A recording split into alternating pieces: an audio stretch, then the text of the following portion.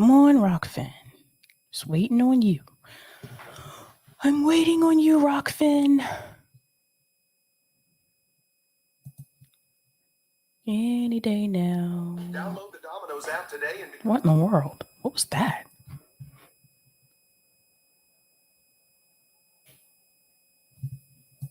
I don't know what Rockfin is doing. Oh, there we go.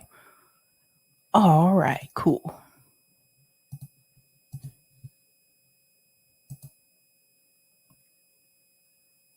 It's Thursday. Let's go. Doobie-doobie-doo. Doobie-doobie-doo. Doobie-doobie-doo. I'm your host, Sabrina Salvati. Doobie-doobie-doo.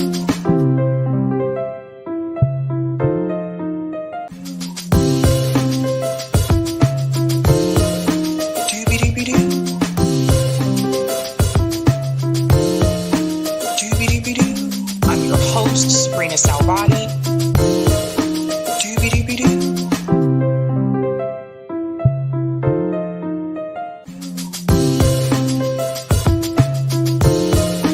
Doobie-doobie-doo. Doobie-doobie-doo. I'm your host, Sabrina Salvati. All right. Happy Thursday, everyone. Welcome to Sabs podcast. I'm your host, Sabrina Salvati. If you are new, I want to let you know that Sabs podcast is a part of Revolutionary Blackout Network. You can catch me there on Tuesdays, Thursdays, and Fridays. And you can catch me here Monday, Tuesdays, Thursday, and Friday. Shout out to everyone watching on YouTube, Rockfin, and Twitter. And I want to give quick shout outs to people in the chat. Let's go ahead and do it, guys. Shout out to Vidal Gomez Jr. says, yo, Sabs, thank you for what you do. Your passionate commentaries are awe-inspiring. Shout out to Eric for keeping it all together. Thank you so much for that super chat, Vidal. Thank you. Shout out to Gayla, who just became a Sabby member. Whoop, whoop. Whoop, whoop. All right. Let's see who's in the house tonight. Let's go ahead down the list here. Shout out to Miguel says, peace. Greetings, President Jesus. Debt crumbs, he gave too much. Oh, I beg to differ. That was not a part of his campaign promise. We're going to get into that tonight. Shout out to Hannah G says, Sabby time. Greetings, Dabby Dab says, about to light a doobie-doobie-doo. What's going on, Mary? Hi, Sabby and everyone here in the chat. Greetings, Official People's Party USA says peace. Shout out to Nixie Pixie, who's a Sabby member, says, how everybody doing? What's going on? Eric Gray says, what up, everybody? Greetings, Lawrence, who's a Sabby member, says, doobie doobie door 2024. Greetings, VR. I see musical notes there. I like that. Shout out to Yano Mommy, who's giving a shout out to Mary Paquet. What's going on? Joe says, hi, perfect people. Hello, Joe. Greetings, Robert says, I'm hearing voices. I don't know, Robert. I do not know. Shout out to Nays says, hello, Sabby. Hello, Nays. Greetings, Frank says, shooby dooby doo. What's going on? Peggy says, hello, everyone. Greetings, Roman says, come together right now over Sabs. I like that song by the Beatles, by the way. That's probably one of my favorite Beatles songs. Greetings, Brandy says, hello, everyone. Shout out Fo Q, who's a Sabby member, says, happy Thursday, everybody. Only 24 hours to go till quitting time on Friday. Greetings, Hassan says, doobie doobie doo. Shout out to Delthea, who's a Sabby member, says, hello. What is up, y'all? Let's do this. Greetings, Saul says, hello again, Sabby. Shout out to Betsy with 2 E's. I like that.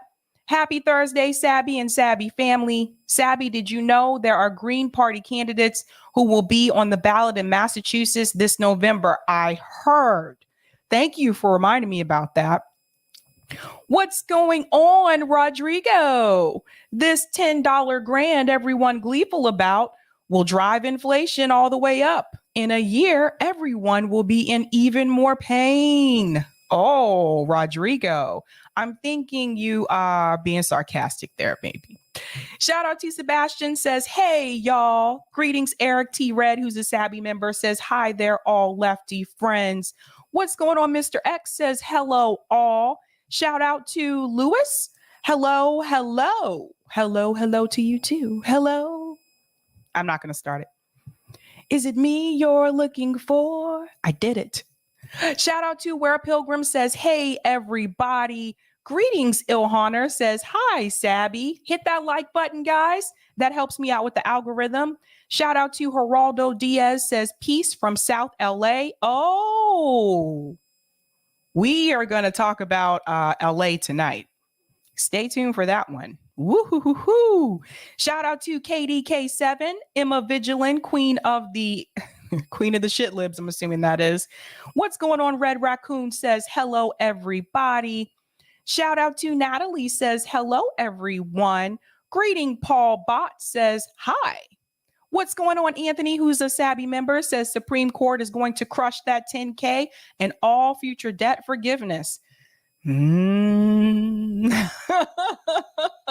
Greetings, Bryce, says, sup, Sabby, sup, everyone. Sup, Bryce. There was a friend of mine in college who used to greet everybody like that. I could be as chipper as can be, and he'd come up to me and go, sup, Sabrina. I'd be like, hi, Bobby. It's really funny. What's going on? Mr. X says hello. Greetings. Deborah says blessings to all. She's Black says hit the like button. Okay, let's go ahead and get started. Quick shout out to everyone who is a Sabby patron. Let's go ahead and give it up for them. Thank you guys so much for all of your support. If you're interested in being a patron, I have 5 categories: members, Sabbies, Sabsters, Sabinators, and the ultimate. All of their names are listed here. They're also scrolling across the bottom of the screen on the ticker there. So shout out to all of them. Again, thank you guys so much. I really do appreciate your support. It really does help me out a lot here. So, yeah, Eric, that's fine. Yeah, the other one's fine. What are we talking about tonight, ladies and gentlemen? I have interesting stories for you. Some of them you may have seen already. Some of them you may have not. So let's take a look at the thumbnail.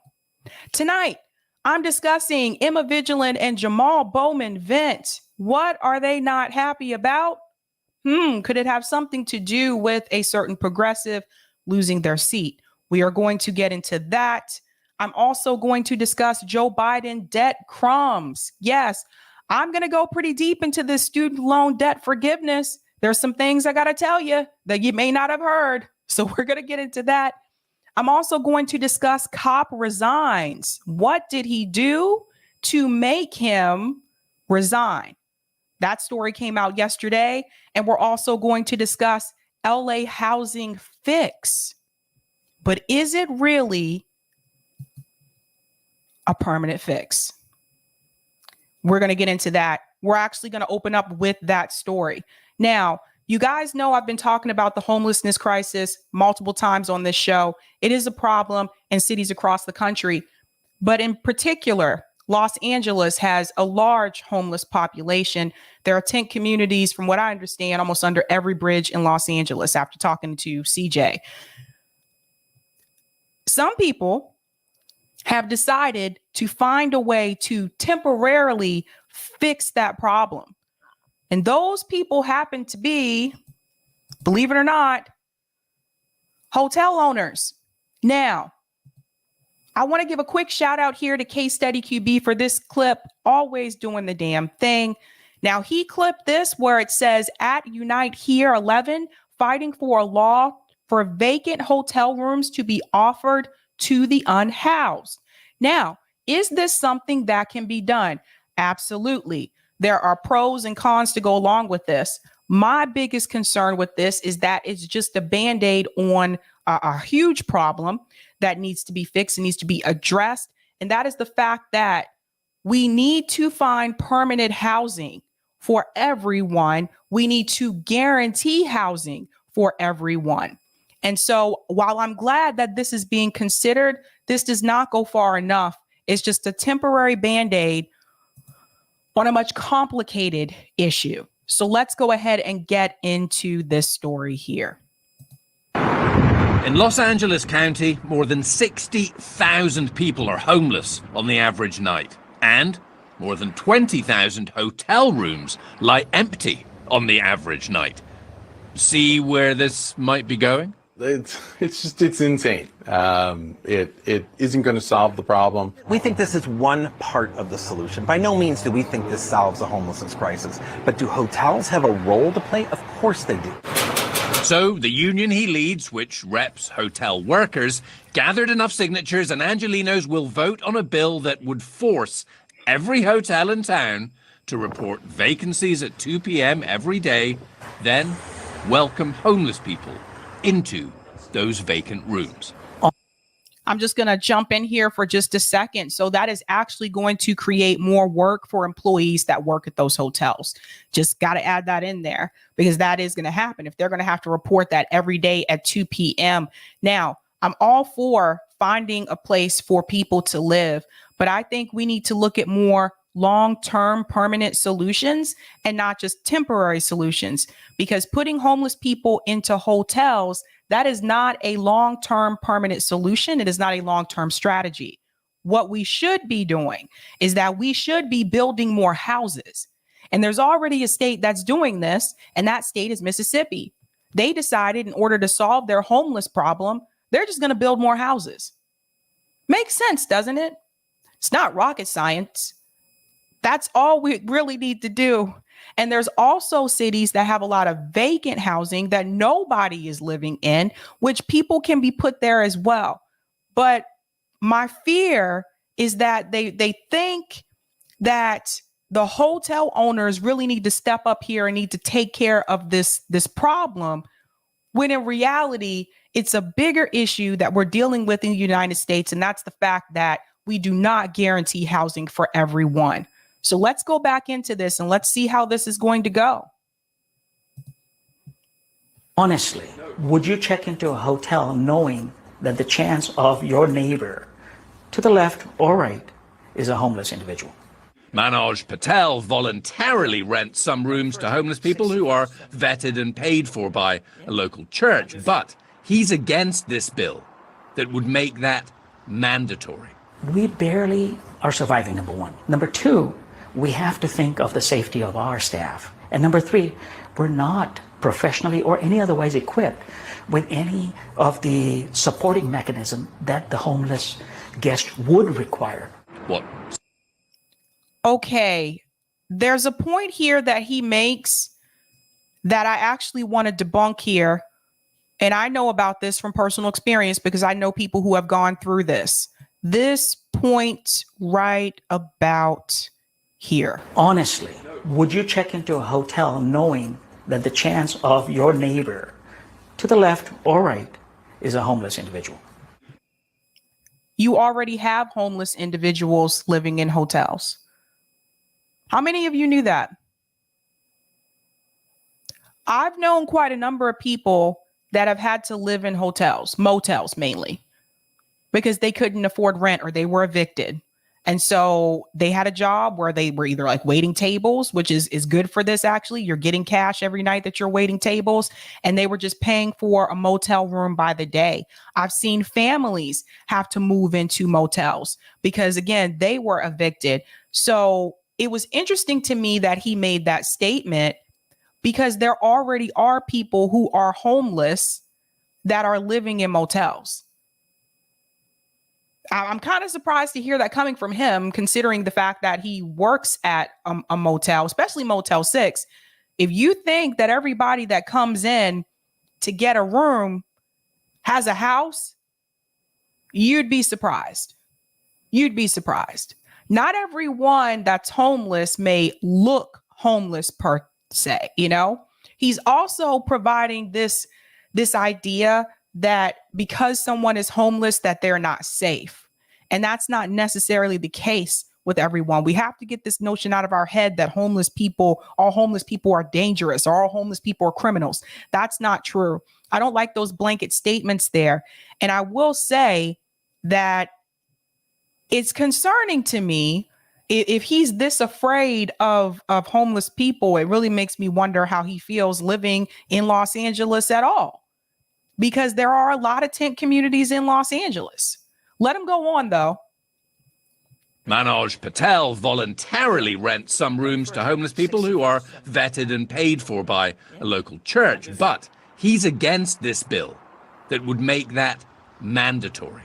We barely are surviving, number one. Number two, we have to think of the safety of our staff. And number three. See, he assumes that they're not going to be safe. I know someone personally that's been living in a motel for a while that's homeless. In fact, I gave them a shout out on this show and I asked people to donate to them. That person is not a dangerous person. Three, we're not professionally or any other ways equipped with any of the supporting mechanism that the homeless guest would require. What services would be provided remains unclear. Also unclear the funding, and hotels would be paid fair market rate. It's up to the city. I mean, they did it during Project Room Key. The pandemic era program now winding down that inspired this bill by placing more than 10,000 people in hotels that volunteered.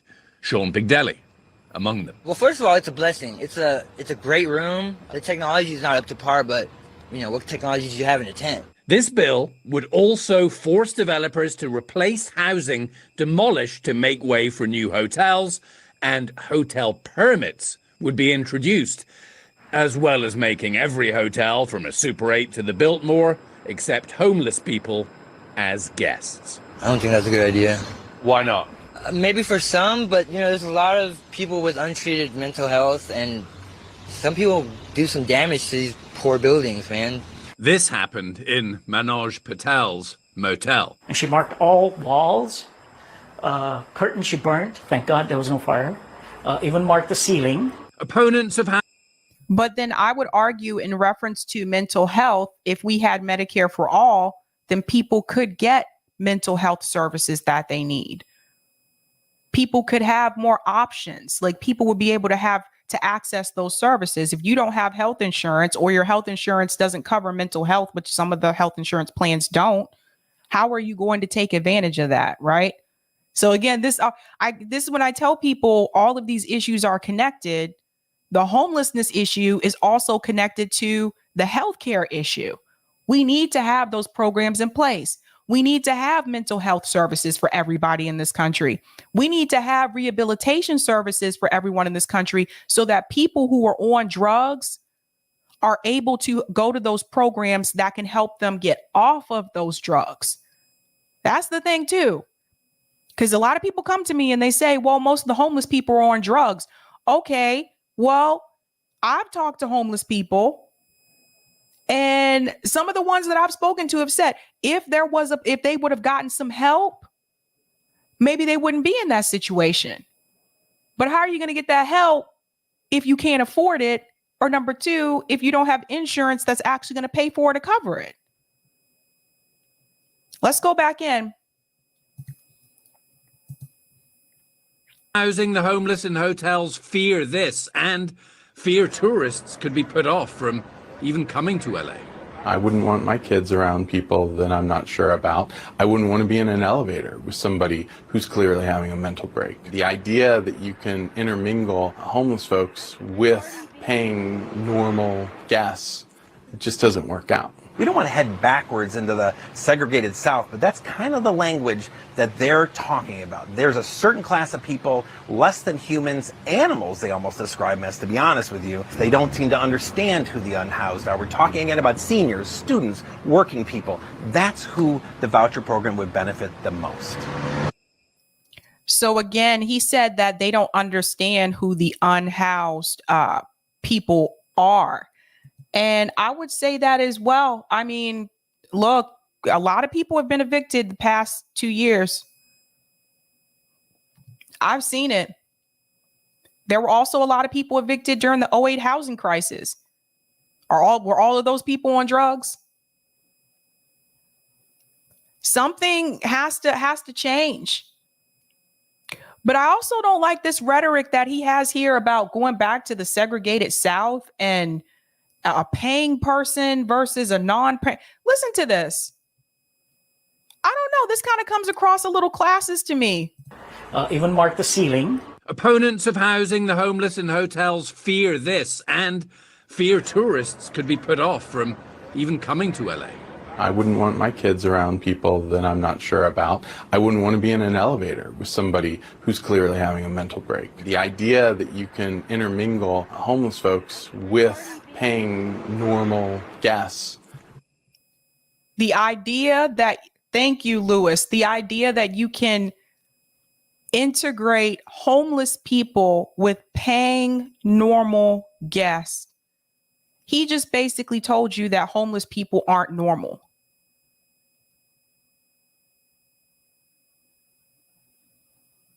Did you know that some people that are homeless actually have a job? Did you know that? I actually saw a documentary about this a couple of months ago where they followed this guy and his wife and his 3-year-old little girl around. This was in Seattle, and they lived in a tent community. They got evicted. Did you know that that guy actually worked for a tech company? Not everyone who is homeless is mentally unstable. Not everyone who is homeless is on drugs. Yes, some are, but not everyone. I really don't like that classist mindset. The average American is one paycheck away from being homeless. So while he's speaking so boldly here, Mr. A normal paying person versus a homeless person, it could happen to you. I don't know, man. JB says, such a sick mentality, normal. Yeah, they don't even see. So that tells you, like I said, they don't see homeless people as normal people. It just doesn't work out. We don't want to head backwards into the segregated South, but that's kind of the language that they're talking about. There's a certain class of people, less than humans, animals, they almost describe them as, to be honest with you. They don't seem to understand who the unhoused are. We're talking again about seniors, students, working people. That's who the voucher program would benefit the most. I had a student, this was years ago, who was living in their car. I kid you not. Student, college student, fell on some rough times, got evicted, was living in their car. And no one knew about it for quite a while.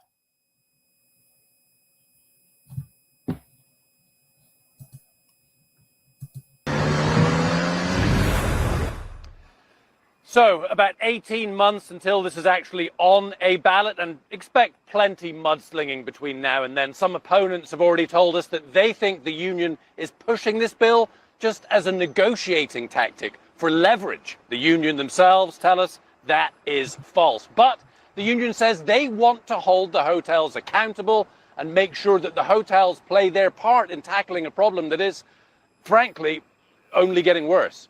Jake? All right, Nick White in Los Angeles.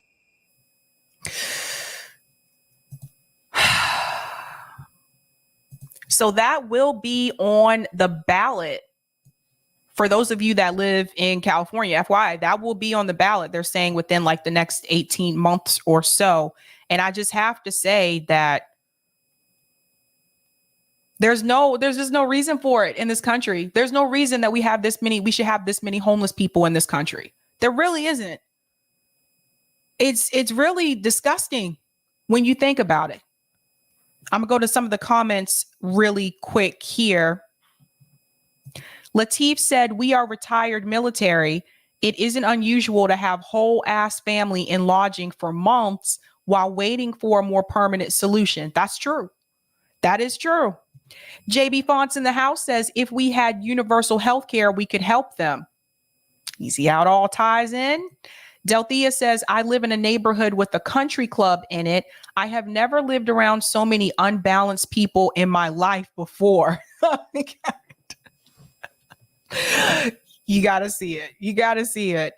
Mary says, this is a Band-Aid. Yes, in NYC, when I lived there, knew of people who worked and did not have a permanent residence with children. Yes, this is a thing. And I want to say to people, like when we say unhoused, that doesn't mean that everyone who is unhoused is sleeping outside.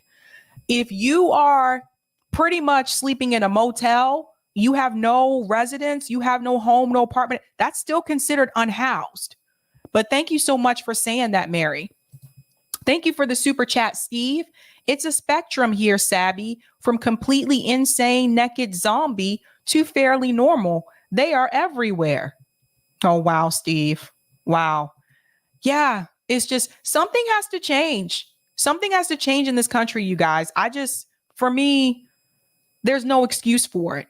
There isn't, especially when I see other countries have gotten a handle on this issue and it continues to increase in the United States. It isn't improving at all. And yeah, there's parts of the pandemic that have to do with this, but even before the pandemic, the homeless issue was a problem in Los Angeles. Even before the pandemic, the homelessness issue was a problem in Seattle. It was a problem in San Francisco. I mean, I remember back when I first interviewed Shahid Buttar, I remember he was complaining about the homelessness issue back then. And they have vacant houses. Something has to change. Something has to change.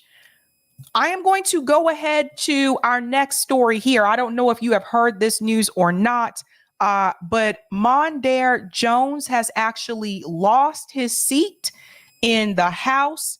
So that is -1, if you want to still call them progressives or whatever, -1 progressive in the House. A lot of people were talking about it. And I got to give a shout out to Case for this as well, for this clip where they're talking about the fact that Sean Maloney has defeated Mondaire Jones. Now, there's two different clips I want to show you in reference to this, but one thing I want you to take into consideration, Mondaire Jones was the quote unquote progressive who was already in the House. I believe he was endorsed by progressives in the House, and yet he was beaten by a corporate establishment Democrat. That should have been a safe district for him to win. There's other things that are going to go into that. I'm going to play that other video where Emma and Jamaal kind of vent about that. But let's hear this one first here.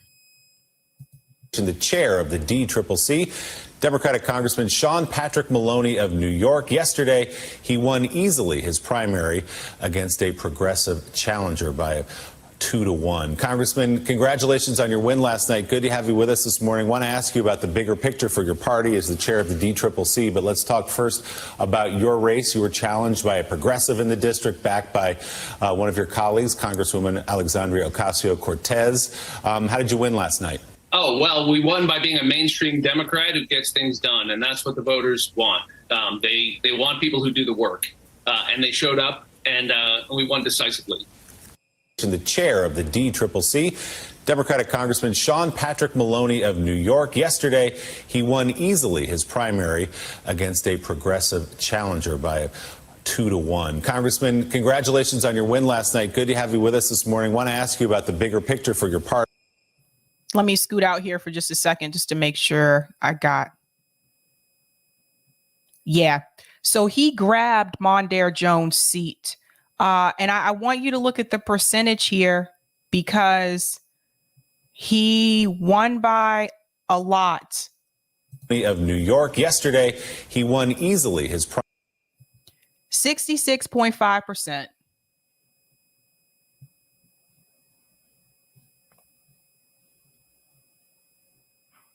So he's going to take Mondaire Jones' seat.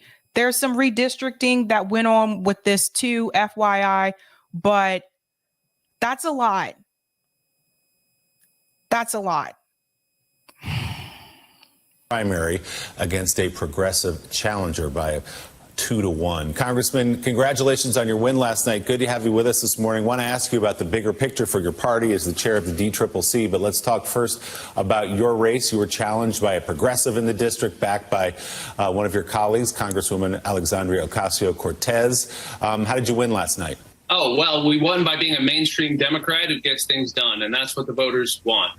They want people who do. You heard what he just said? I know, Betsy, I know. He said we won by being a mainstream Democrat. And he said that's what the voters want.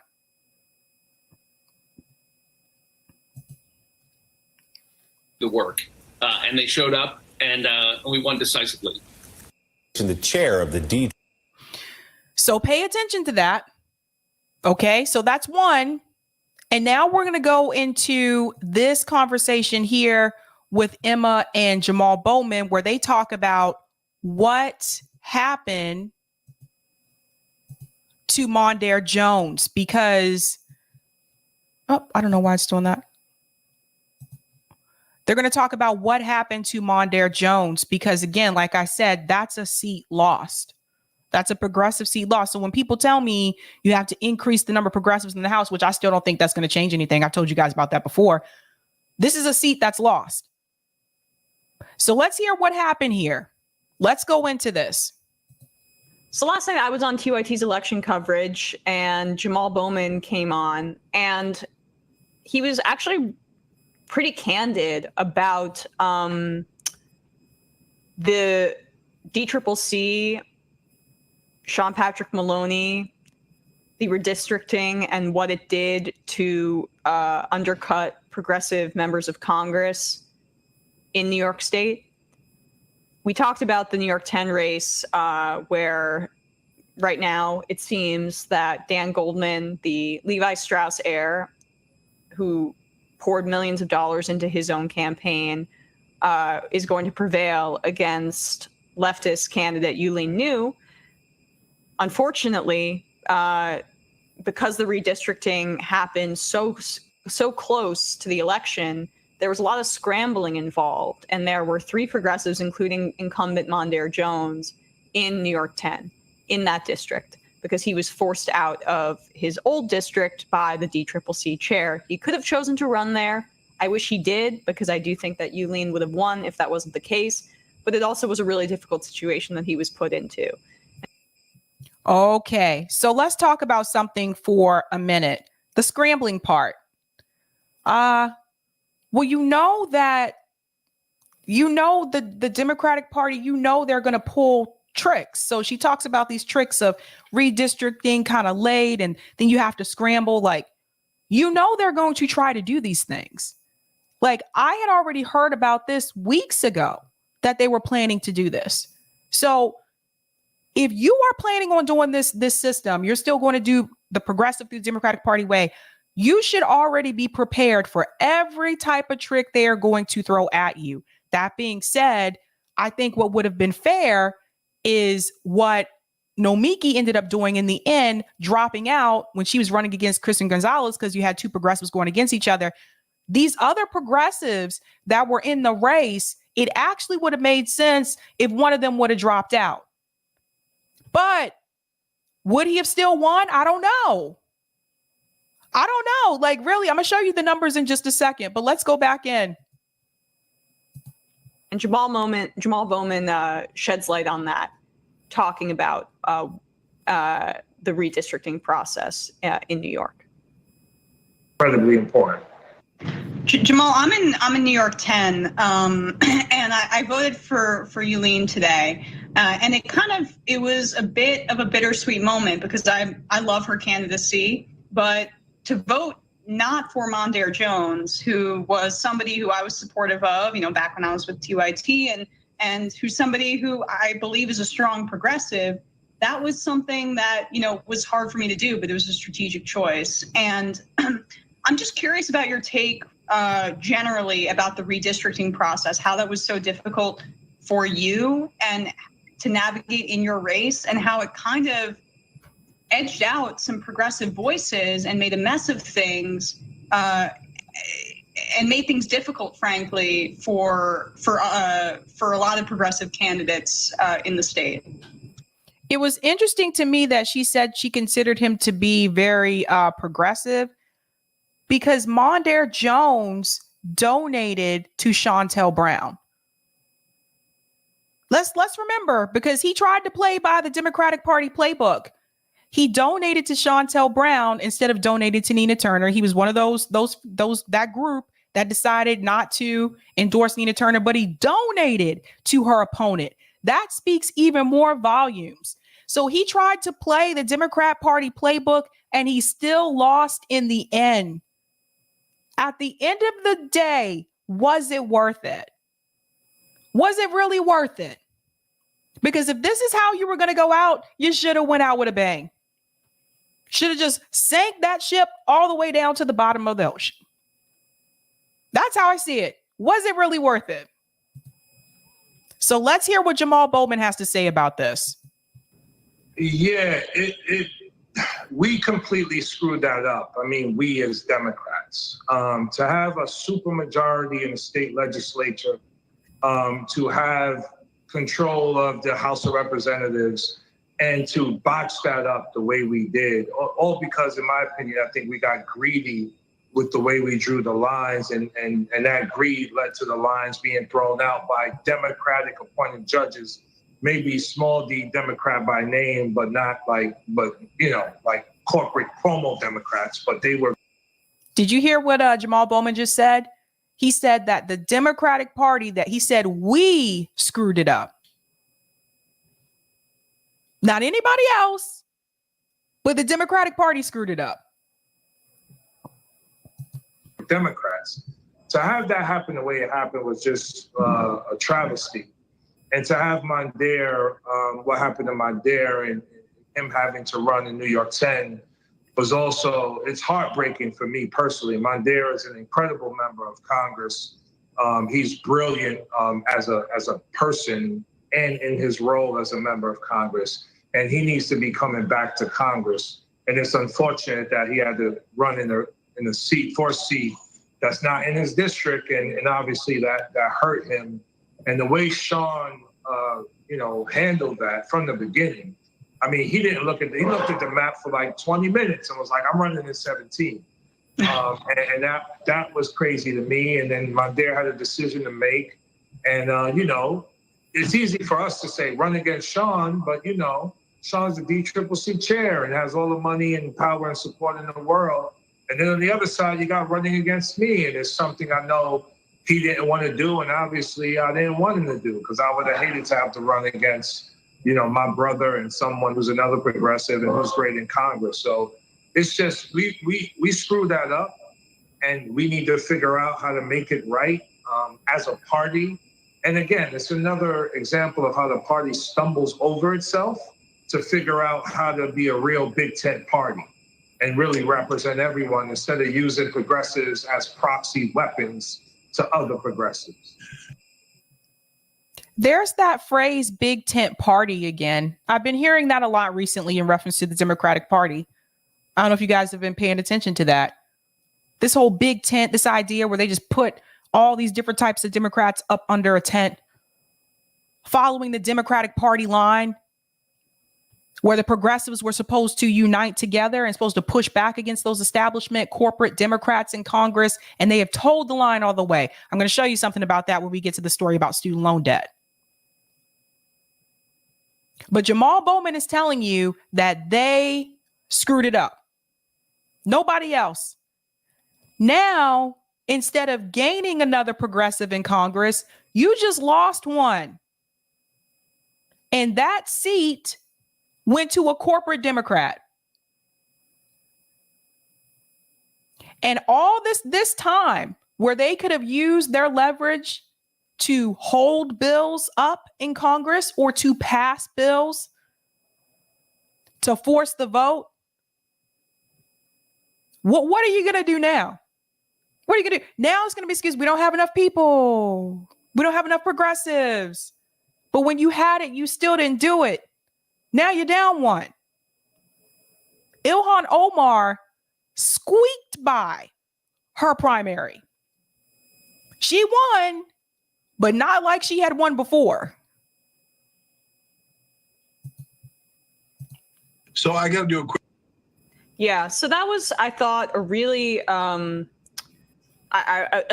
candid response from Jamaal Bowman, because he prevailed, and I'm happy that Jamaal Bowman is still in Congress, because I think I've said this before. Besides Alexandria Ocasio-Cortez, of the candidates that I was able to interview before they got into Congress, he was like, those two stood out as just, okay, you're really impressive, you know your stuff, and he's a good guy, and he's a principal for a long period of time and has that way of communication that I think is really effective. Why are you happy? Why are you really happy that he's in Congress? Listen to what she says. Let's hear why she's happy he's in Congress, you guys. Candidates that I was able to interview before they got into Congress, he was like, those two stood out as just, okay, you're really impressive, you know your stuff, and he's a good guy. And he's impressive, he knows his stuff, and he's a good guy. That's why she's really happy he's in Congress. What has Jamaal Bowman done since he's been in Congress? What has he done? Because I told you guys this before. When you look at that whole squad, Jamaal Bowman is the weakest link. Every time. He is the weakest link when it comes to legislation. He's like, I'm going to vote present. He's the weakest link, you guys. So what is he? You're happy because of those three things? What about what he's done? What about his actions? What about the way that he has voted? They're impressive. He's a principal for a long period of time and has that way of communication that I think is really effective. But it's unfortunate. Mondaire Jones got screwed. In hindsight, as I say, I do wish that he stayed in the race against the DCCC chair, Maloney. But think about it from his perspective, right? That's a really tough hill to climb. And then he didn't want to run against Mondaire Jones. This part here where she says that Mondaire Jones got screwed. Look, when you are trying to challenge the establishment and you are running into the same party that is the establishment, they are going to screw you any kind of way that they can. Backwards, upside down, in the front, in the air, outside, in the car, in the alley, in the park. They are going to screw you as many ways as possible. How could you not see this coming? I'm sorry, but some people are acting like they just became politicians yesterday. Some people are acting like the Justice Democrats just started yesterday. You've had plenty of time. You've seen all the things, all the tricks that they try to use. You watch them put big money up against Rashida Tlaib, her own party. Why do you think Ilhan Omar is trying to be buddy-buddy with Nancy Pelosi so much? So they wouldn't do it against her. Come on. Same with AOC. She knows where to toe the line. She knows whose ass to kiss. They know to do just enough to appear to be progressive, but they'll never really go in there and fight and give it their all because they are worried about their careers in the Democratic Party. So you got to understand, I don't understand this with these commentators. Man, they really got screwed. Somebody threw all these tricks at them. Oh man, all this big money just came in out of nowhere. No shit. Did you not expect that to happen? Come on. You guys been doing this longer than me. Some of you been in politics, like in politics. You don't see this coming? I don't buy it. I really don't. I'm sorry. It's 2022. Stop acting brand new. Because they didn't want two Black progressives being pitted against each other from those two guys' perspective. They didn't want that to go down. And so But frankly, I think that was by design by Sean Patrick Maloney and the DCCC.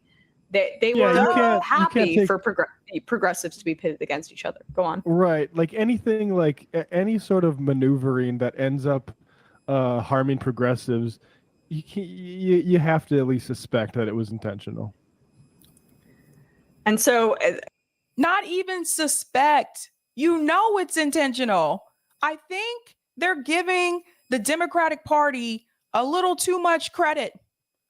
I think they're giving them maybe a little too much leeway, to be honest. Like, there is no, you have to suspect. No, of course it was done on purpose. Of course it's intentional. The party has told you over the past couple of years, they do not want the progressives there per se, unless the progressives are going to toe the establishment line.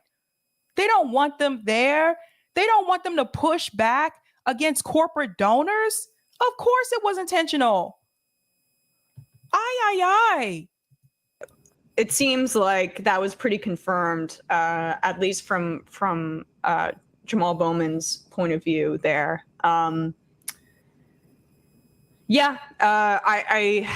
It's just, we have to be strategic on the left, and the fact that Mondaire Jones ran in New York 10 basically, I think, precluded Yulene New from winning that race, and we could have had a really strong representative in my district, so I'm bummed about it.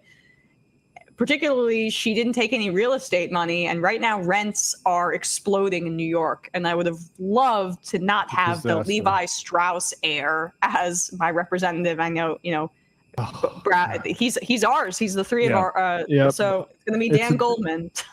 It's such a nightmare. Yikes. I mean, the optimistic take that David had last night is like, this does show that there's a lot of votes out there for progressives. We just got to get Dan Goldman out next time. Yeah, and I think what we can learn from this, like Matt is saying, is that winning by a plurality like this means that he just simply needs to be matched up against one person. There was about 50% of the vote for Rivera, New, Mondaire, Joanne Simon, and Liz Holtzman, who should have never been running in the first place. Those two candidates, they were never going to win. They have and there was just simply not an appetite for their candidacies. So, and just for to the Maloney point, there were a few other candidates, a few other incumbents who chose to run where their district was, as opposed to where their hometown was, as opposed to the majority of their constituency after redistricting. Like Andy Levin did that, unfortunately, when he lost to Haley Stevens in his primary. Vicente Gonzalez did in South Texas, where Mayra Flores won that district, the Republican in South Texas, after about a century of Democrats in that area. But be that as it may, this was mentioned in the primary school newsletter, which you guys should check out for this type of info. Maloney is. I have to say this. I'm sorry, but why do they want to continue trying to work in the same party that is doing everything that it can to keep them out? It makes no sense to me. Don't you get it? They're never going to let you take over this party. The powers at be are never going to let you. Nancy Pelosi isn't going to let you do it. Chuck Schumer isn't going to let you do it. They're not going to let you take over a corporate party. It is a corporation. So I don't understand. It's like trying to be invited, forcing yourself to be invited to the person's party who has told you multiple times that you are not on the list. And you're still trying to be a part of them. How are you going to be a part of something that you're pushing against? It doesn't work. It hasn't been working. How long are they going to continue to do this game? I really want to know, right? Like, how long is this going to last? Let's still try to, they really screwed us over. And I think this may have been intentional. Yes. So my question is, what are you going to do about it? Why you keep, I don't understand this. I really don't get it. I've never seen people who want to be a part of a club that does not want them so much before in my life. I really haven't. Let's go back in. They're talking about Maloney. The DCCC chair.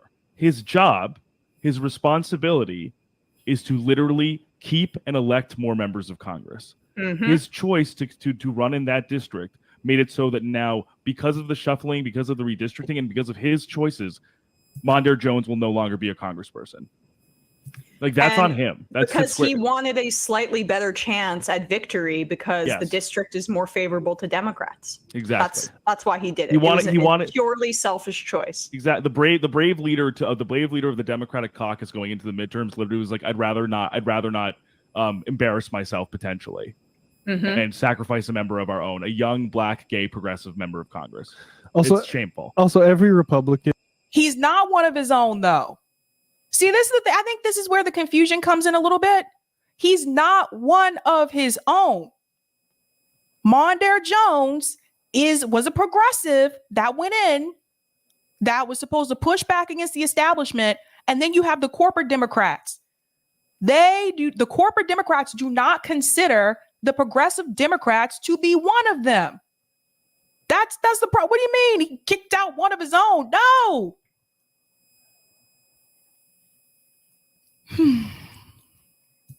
Who whines about this, a point made by Oliver Willis, but every Republican that makes whines about, the PPP hypocrisy is one thing, but they all voted to cut Bill Gates' fucking taxes.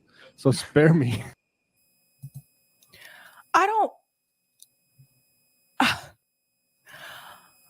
I am seriously troubled and confused by what is going on the left. I really am. You have one side of the left that's still trying to do this strategy of putting progressives through the Democratic Party, even though the squad and other progressive candidates have let us down multiple times over and over again, shown us that they're not going to push back against Nancy Pelosi, shown us that they're going to go along with the Democratic Party line because they want a career in the Democratic Party. Then you have another portion of the left that I'm on that boat, which is screw the Democrats and the Republicans. Let's try to vote for these independent and third party candidates, and let's do direct action and mutual aid, and let's talk about doing a general strike. Then you have one more segment of the left that now they realize this isn't working out. So now they're actually trying to speak nicely about people like Joe Biden, about corporate Democrats. They're starting to sound like MSNBC. It's a mess. Now I'm going to show you exactly what Mondaire Jones' voting percentage was. Now, this is from Victoria. She shared this, really, truly sad about this primary. Mondaire Jones is one of the youngest and most progressive members of Congress and really filled an integral role. This is a big loss. They keep saying this most progressive, but they don't tell you how. So in the 10th district of the Democratic primary, and now this was 93% reported, Daniel Goldman, 25.2%. Uline New, 24.3%. And Mondaire Jones got 18% of the vote. And you have to keep in mind, again, he was already in Congress. Already there. So, wow. I don't see how they're not preparing for this. Like, I really don't. Now, Kristen Gonzalez did go on to win. Nomiki did drop out. I told you guys about that. We covered that story. And I think that, like I said, that was the right thing for Nomiki to do. But granted, that is state office. That's not Congress. But long story short, they just lost a seat. I'm going to go to some of these comments here, and then I'll get to the next story. Thank you for the super chat, Female Rage. Can't fix homelessness. Can't have health care. Too expensive to cancel student loans. But we've got billions for Ukraine, Raytheon. Exactly. Everybody but us. Delthea says New York has the biggest, tightest dim machine in the country. You have got to be serious, cunning and lucky to beat it. JB says you won't ever see Bowman on RBN. No, you won't. Thank you for the super chat, The Traveler. Mondaire Jones ran against the DCCC guy, Maloney. DCCC guy. Maloney chose himself to run that seat. The DNC picks whoever they want, regardless of the votes. There you go, which they've actually argued that before. They've argued that in court that they can do that. Thank you for the super chat, Delthea. People like power. Manchin keeps going back to DC because he wields power. He makes other powerful people do what he says until progressives wield power. They will keep losing power. That's right. That's right. Hold your vote for some type of leverage. Leroy says they love playing ignorant, but it's to keep their money engine going with the duopoly nonsense.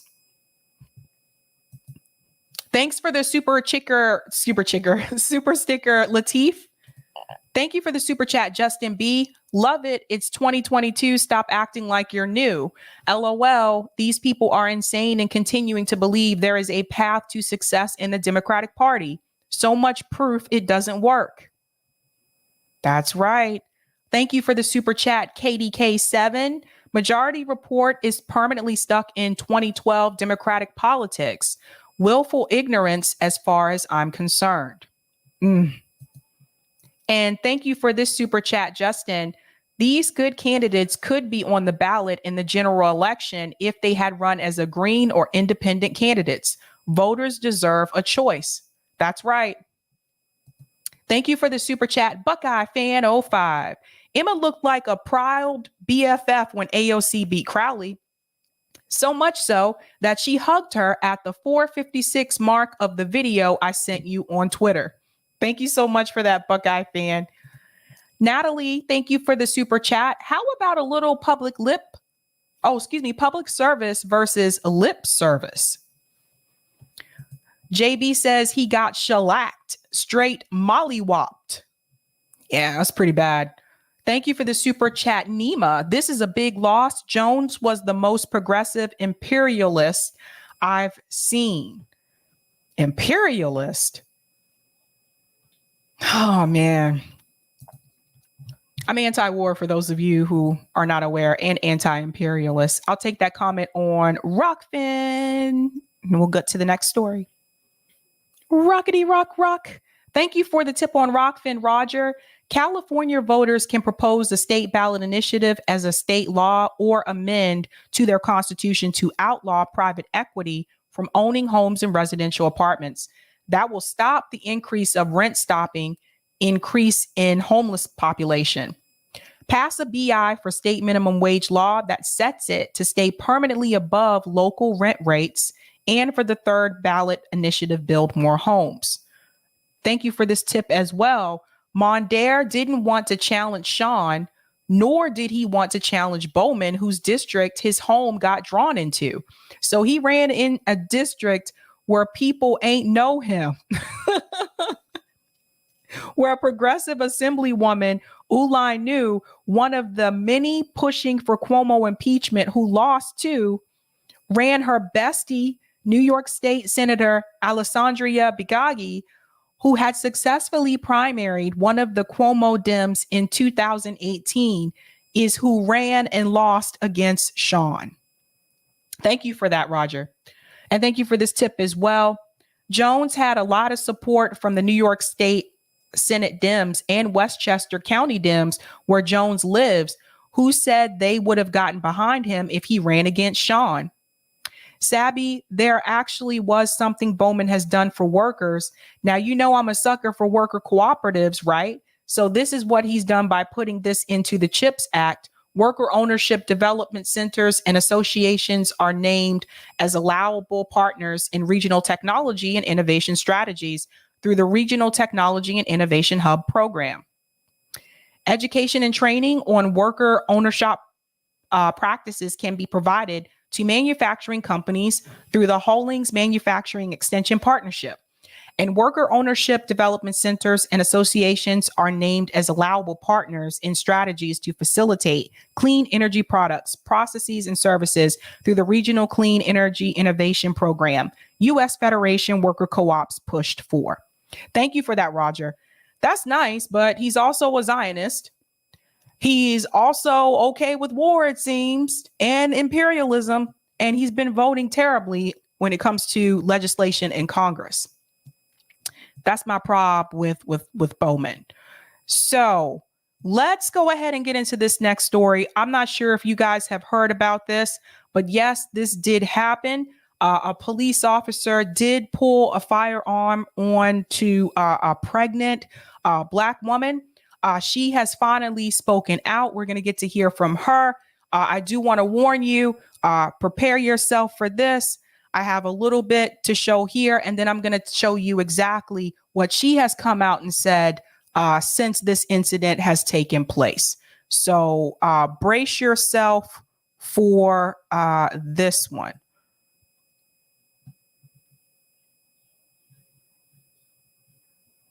So nervous, so scared. I mean, the gun part, it was just too extreme for me.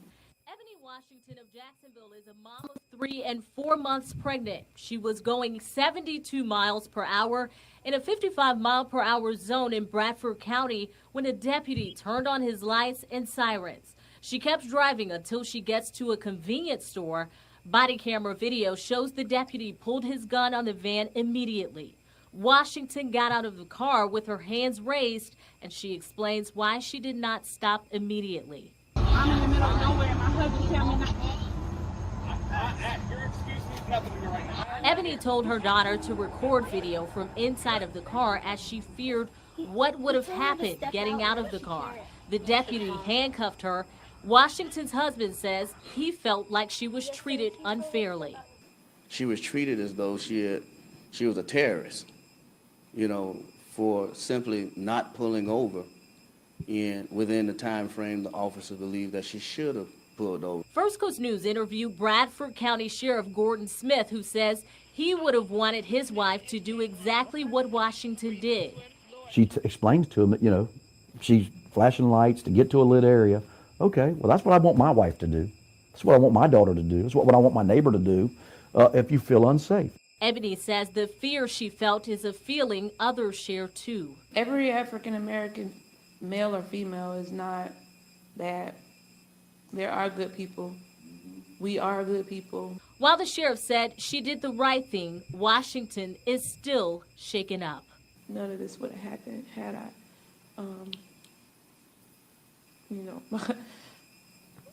not been speaking. I want you guys to think about something that she just said. She said, none of this would have happened had I not been speeding. And I want to say this. The way a police officer treats you, regardless if you were speeding or not, the way he treated her, and I'm going to try to get that video back because it was on Twitter, and then I think that person deleted the tweet. The way that he treated her was not appropriate at all, whether she had been speeding or not. And the fact that I just think about this. Now, the officer, he stepped down, he resigned because he knew he was in the wrong. The fact that she had to ask her daughter to record it. Does that say something to you? The fact that you have to say to your child, please record this with your phone in the event this officer shoots and kills me in front of you. Can you imagine that? But this is what parents today have to do. This is what people have to do. Because you can't trust the police. You can't. And it's not new. It's just being recorded now. This type of behavior has been going on for a long time, but we didn't always have smartphones back then. We didn't always have a camera around. And it just says something to me, the fact that here is someone who's pregnant. I'm going to grab that. Let me grab it now.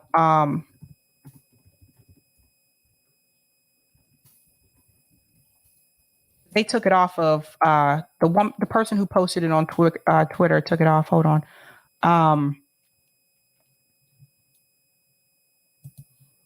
Let's see if we can see it. I'll go back to Twitter because I watched it and the way that he spoke to her, it was so disgusting.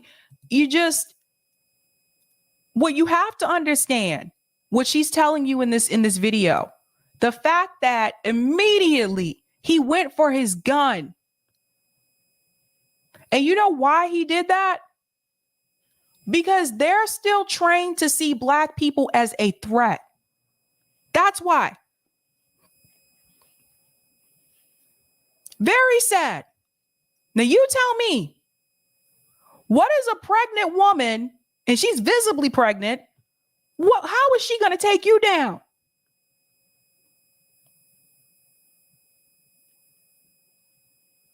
And he doesn't care. You think they care? They don't care. Let's see if I can pull it.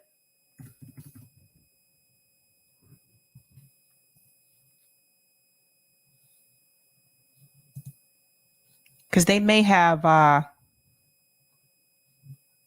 found it.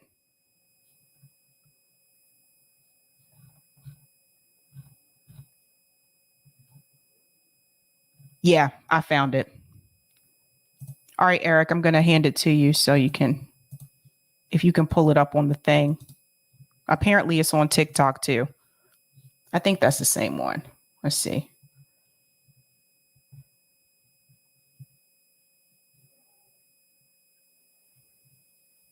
Okay, yeah, that's the one. Okay, I'll pull it up.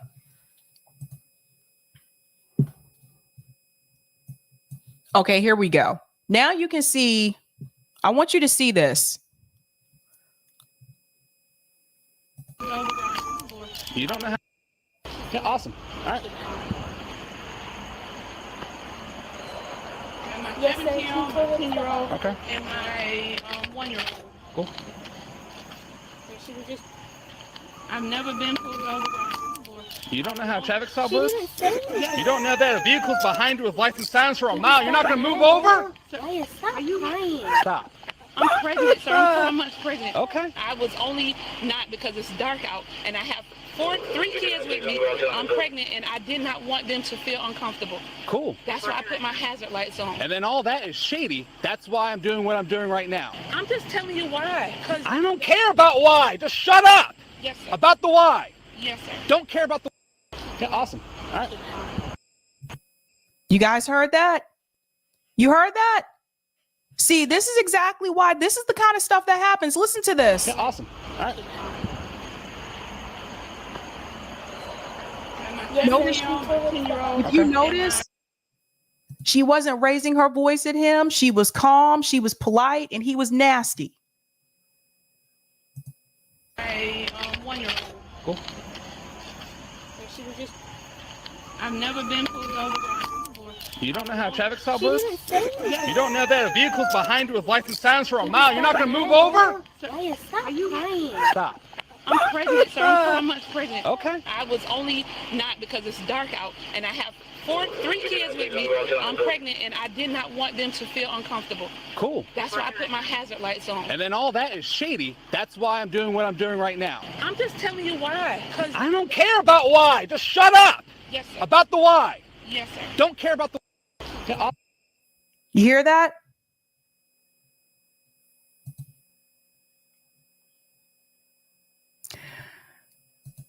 You know what that reminded me of as well? The way that he spoke to her when he said, you don't know how a traffic stop works. I don't care about the why, just shut up.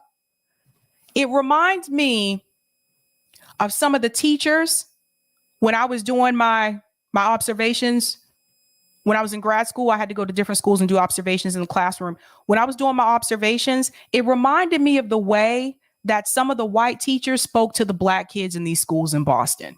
That's what it reminded me of. You don't know how this works? I don't care about why. Just go over there somewhere. That same behavior. They didn't talk to the white kids like that. Even the white kids that used to get into trouble a lot. You see the difference?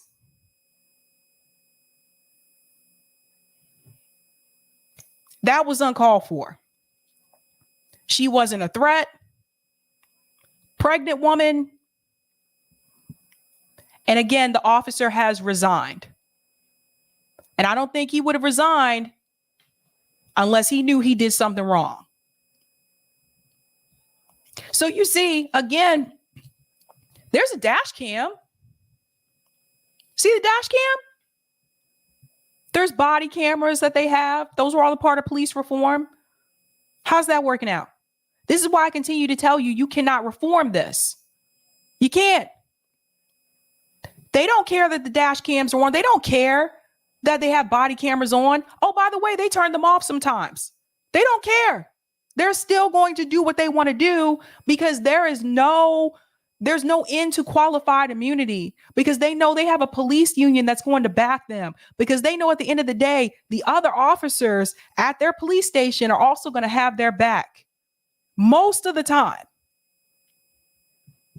they're protected. The people who are unarmed that they kill are not. The people who are unarmed that they beat the shit out of, that they paralyze, are not. And even when they go to trial and they're supposed to have a fair, speedy trial, most of the time, the victim is the one who does not get justice. The officer does.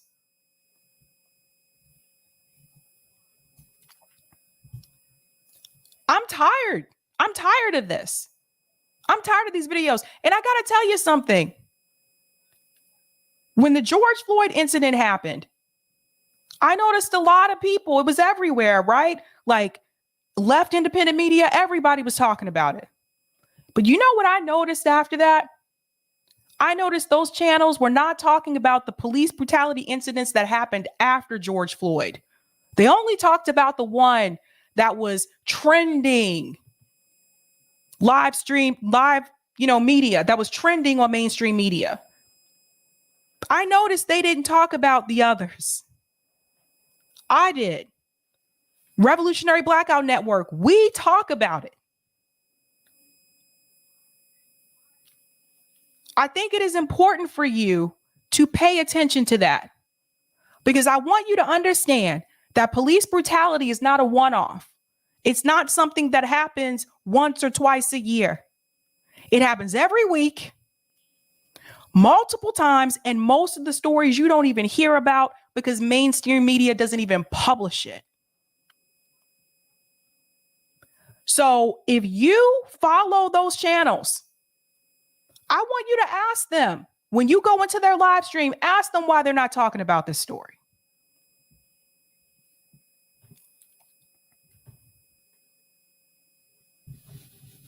You don't get to just talk about the issues when they're trending.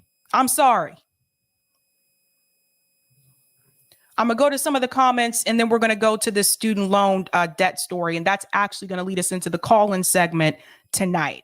So let's go ahead and go here. Marxist-Leninist Chavista says, I really, really like Sabby's class consciousness. It's so important to cultivate that concept in the audience. Thank you so much for that. JB says, we are beaten, battered, bruised, and broken. We're tired. Exactly. Exactly. I'll take that comment on Rockfin, and then we'll scoot on over to Mr. Joe here. Thank you for the tip on Rockfin, Dave. Props to Sabby for the fruitful discussion and reporting. Thank you so much for that, Dave. Yes, Black Power Media as well. Thank you so much. And that includes Kim Brown too. Thanks so much. Let's see. Okay, yes, I got it up. Okay, let's get into this student loan relief, student loan forgiveness here that Biden announced the other day. Obviously, I do not think this is enough. Those of you that have watched me for a long time know I think this is bullshit. I think he should have canceled all of it. That's how it should have been done, but he's not going to do that. And I'm going to explain to you why he won't do that in just a second. But let's look at that announcement a little bit here. And I don't know who this guy is standing beside him, by the way, but he was making sure he was going to get some camera time. Here we go. There are three key factors what we're going to do today. First, we've made incredible progress advancing America's economic recovery. We've wound down pandemic relief programs like the ones on unemployment insurance and small businesses. It's time we do the same thing for student loans. Student loan payments pause is going to end. It's going to end December 30. I'm extending to December 31st, 2022, and it's going to end at that time. Oh, wow. Of course, after midterms, right? You guys catch this, right? Okay. It's time for the payments to resume. Second, my campaign for president, I made a commitment. That would provide student debt relief. And I'm honoring that commitment today. Using the authority Congress granted the Department of Education, we will forgive $10,000 in outstanding federal student loans. In addition, students who come from low-income families, which allowed them to qualify to receive a Pell Grant, will have their debt reduced $20,000. Both of these targeted actions are for families who need it the most. Working and middle-class people hit especially hard during the pandemic, making under $125,000 a year. Did you notice he didn't mention poor? See, I've been pointing this out multiple times. Every time these politicians talk about class, they'll mention middle class, they'll mention working class, but you never hear them mention people who are poor. And if you don't think that poor people don't have student loans, you're wrong. If you think that working class people don't have student loans, you're wrong. So I just want to let you know that I know people myself that came from poor families, single parent families, and they have a lot of student loan debt.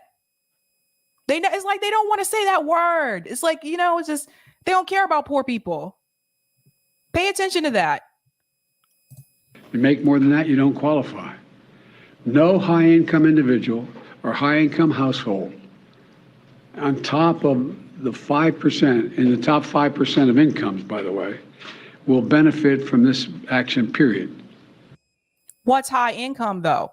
So this is something we need to talk about, this $125,000 a year. So that's where the cutoff is. If you make more than that, you don't benefit from this. You will not receive the $10,000 or the $20,000 relief. But let's talk about what's considered high income and cost of living. If you make $125,000 and you live in San Francisco, is that really a high income? No, it's not. If you make $125,000 and you live in New York City, is that really a high income? No, it's not. This is why I said he shouldn't have means tested it. Also, by the way, the student gov website is kind of caught in a glitch, by the way. They don't know how to handle this. They don't have the bandwidth to handle this means testing. They don't. This is going to be a mess. I'm letting you know right now. They're already confused. Now they got to figure out who's in this bracket, who's in that bracket. If they don't already have your income information, you're going to have to actually fill out an application. I'm going to get into that in just a second. But this is all over the place. So when we talk about high income, I think it's important to mention the cost of living, and that is different depending on where you live. So you may make, let's say you make $127,000 a year, but you have over $300,000 in student loan debt and you live in San Francisco or you live in New York City. These things need to be discussed. This is the same problem I had with the stimulus checks. I said, why are you means testing it? Just give it to everybody, damn it.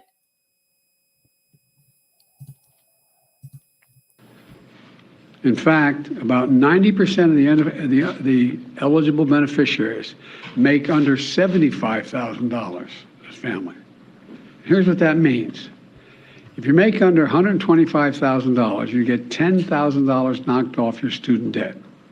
If you make under $125,000 a year and you received a Pell Grant, you'll get an additional $10,000 knocked off that total, for a total of $20,000 relief.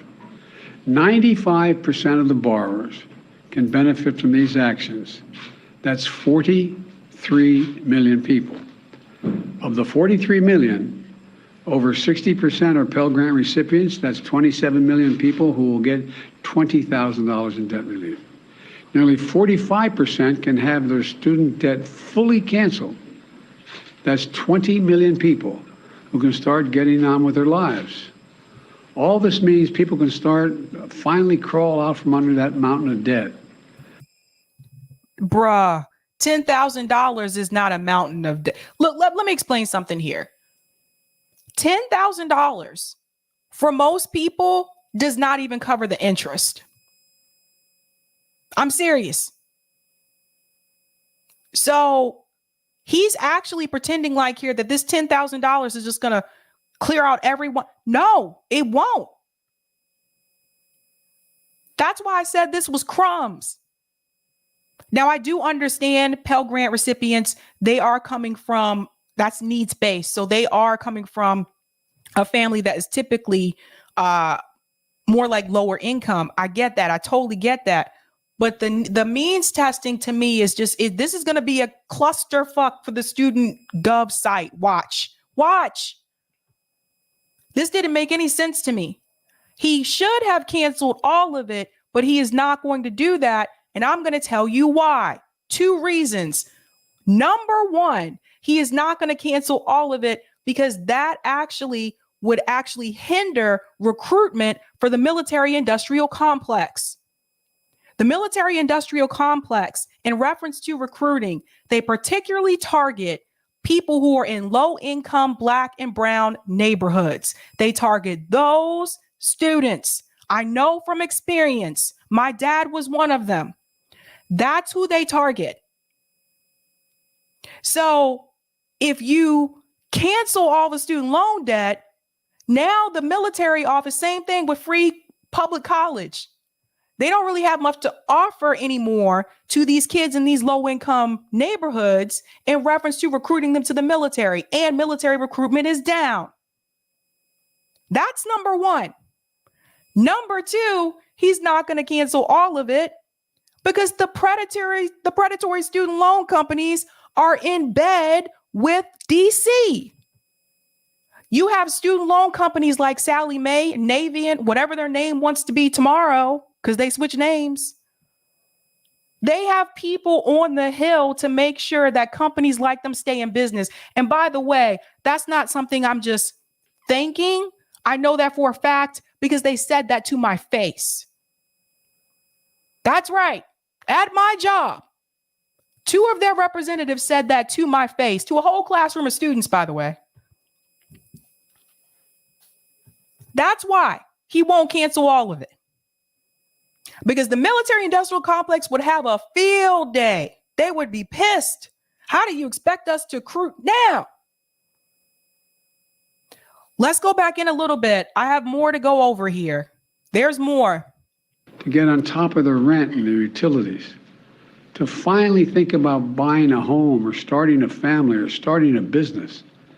And by the way, when this happens, the whole economy is better off. In the coming weeks, the Department of Education will lay out in detail a short and simple form to apply for this relief. Oh boy, I've heard of this before. So let me get this straight. That $10,000 is now going to make it able for you to buy a home? $10,000? You can go buy homes now? Okay. We've heard about these short forms that you have to fill out before. Let's see how this goes. Along with information when this application process opens.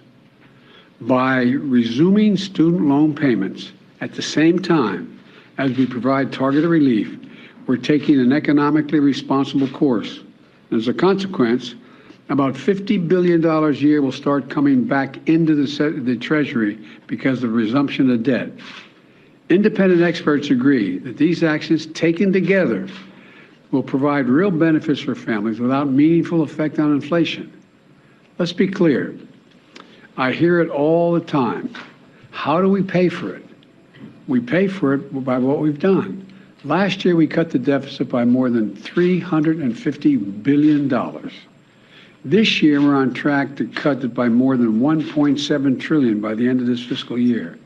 The single largest deficit reduction in a single year in the history of America.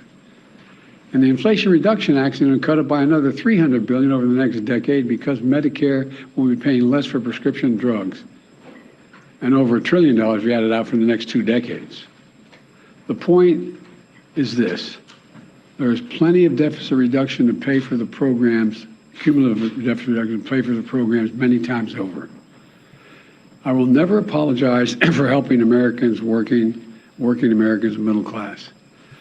There we go again. Working Americans and middle class. You see this? I told you. They don't care about, they don't mention poor people. They don't mention people in poverty.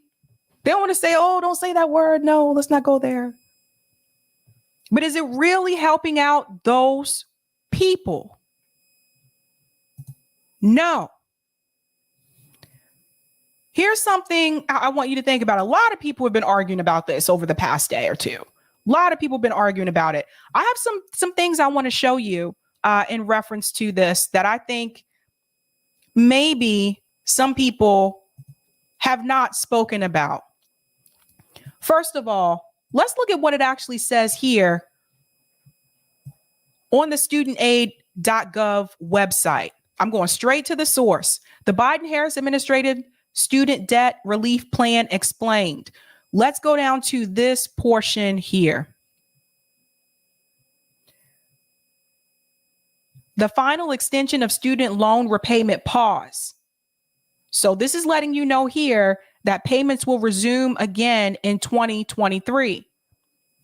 Now, providing targeted debt relief to low and middle income families. So again, this is what Biden was saying, that the U.S. Department will provide up to $20,000 in debt cancellation to Pell Grant recipients with loans held by the Department of Education, and up to $10,000 in debt cancellation to non-Pell Grant recipients. Borrowers eligible, your income has to be less than $125,000 as an individual, or $250,000 for households. So if you're married and you have an extra income coming in there. Now, I want to remind people that these apply to the federal loans. This does not apply to any of you that have taken out private student loans. And I know people, a lot of people who have done that. They had federal student loans, but that still wasn't enough. So they also had to take out private student loans as well. So that doesn't apply to that. So people like Sally Mae, they do some federal and they do some private. They're still going to, make their money. Another thing that I want to mention to you, which I think is very important, and I don't know if everyone has discussed this as well. What you have to understand is that when these loans go back into repayment in January, the interest is going to start again. Now, I believe they're trying to cap this at 5% so that it won't go above that. But if you got the $10,000 relief, and let's say you still owe $60,000 in student loan debt, that'll knock you down to $50,000. January comes again, the interest is going to start accruing on those loans again. So if your living wage has not increased, you are still going to be in the same position that you were in before, because if your wage hasn't increased and the interest is continuing to accrue, which it will up into that cap, are you going to be able to pay off your typical monthly payment and the interest? And if the answer is no, if you can only afford the monthly payment and not the extra interest, then the interest is going to continue to accrue.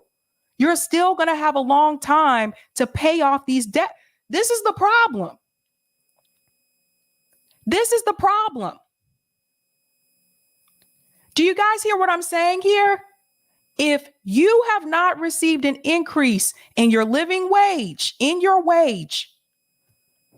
are you going to be able to pay off your regular monthly payment and the interest? Because if you don't pay on the interest will continue to accrue, and it's going to take you longer to pay off the debt. This is why some people who have had $40,000 in student loans actually have already paid $70,000 and they still owe money on it. So something has to change. Now, see, this is a catch-22, because If you are on this income-based repayment plan, income-based repayment plan, which is one of the options for federal student loans, then that's based on your income, right? Okay. If your income increases, what happens is you have to send this form to them updated every year to let them see what your income is. When your income increases, guess what? Your student loan monthly payment will also increase. Do you guys see what I'm saying here? There's no getting out of this. Why am I talking to people who are 50, 60 years old and they still over $20,000, $30,000 on student loans? Debt Collective has spoken out about this a lot, and they said this is a mistake. He should have gotten rid of all of it. There are a group of 50-year-old student borrowers who are planning to go on a student loan strike. They're a part of Debt Collective, and they said, if he doesn't cancel all of it, I'm not paying it, period.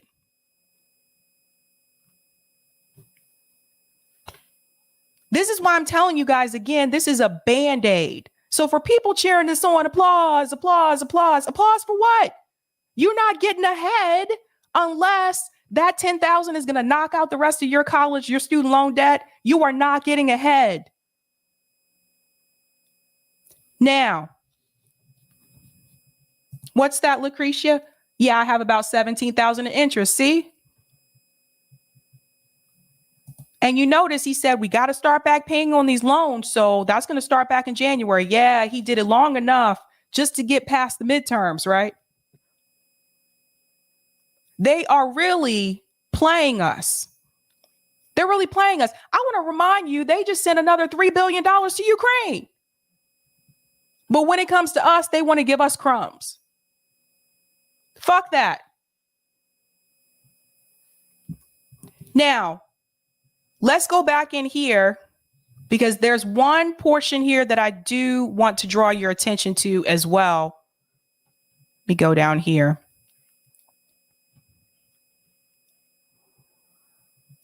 Whoopsie. I think I missed it here.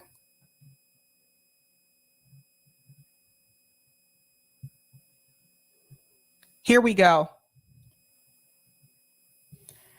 Make the student loan system more manageable for current and future borrowers. Income-based repayment plans have long existed with the U.S. Department of Education. That's what I was just talking about. So it goes on here to say the new income-driven repayment plan that will substantially reduce future monthly payments for lower and middle income borrowers. The rule would require borrowers to pay no more than 5% of their discretionary income monthly on undergraduate loans. So that's that 5 that I was talking about there, that 5%. This is down from 10% available under the most recent income-driven repayment plan. Raise the amount of income that is considered non-discretionary income and therefore is protected for repayment, guaranteeing that no borrower earning under 225% of the federal poverty level, about the annual equivalent of a $15 minimum wage for a single borrower, will have to make a monthly payment.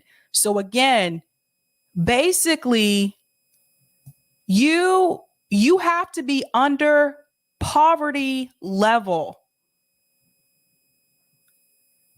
You see what? This is really sad. Forgive loan balances after 10 years of payments instead of 20 years for borrowers with loan balances of $12,000 or less. So they've changed that to 10 years. That's still too long. I'm going to show you guys some numbers in just a second. That's still too long. That's ridiculous. Cover the borrower's unpaid monthly interest so that unlike other existing income-driven repayment plans, no borrower's loan balance will grow as long as they make their monthly payments, even when that monthly payment is zero because their income is low. So, guys, please be sure that you read over all of this. I'm going to go to some other things about this as well, but I want you to go directly to the studentaid.gov website and read this in detail, because the way that this was announced is not as easy as it sounds. Number one, it sounds like you may have to fill out a form. That's another thing. I don't know if everybody's going to have to fill out that form.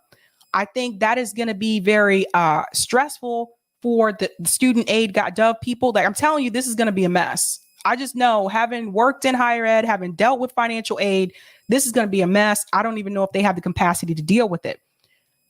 Go to this site, and Eric, please put this link in the chat and read over it yourself. Don't just go off of the announcement, the speech that you heard Joe Biden make. You need to read this in detail.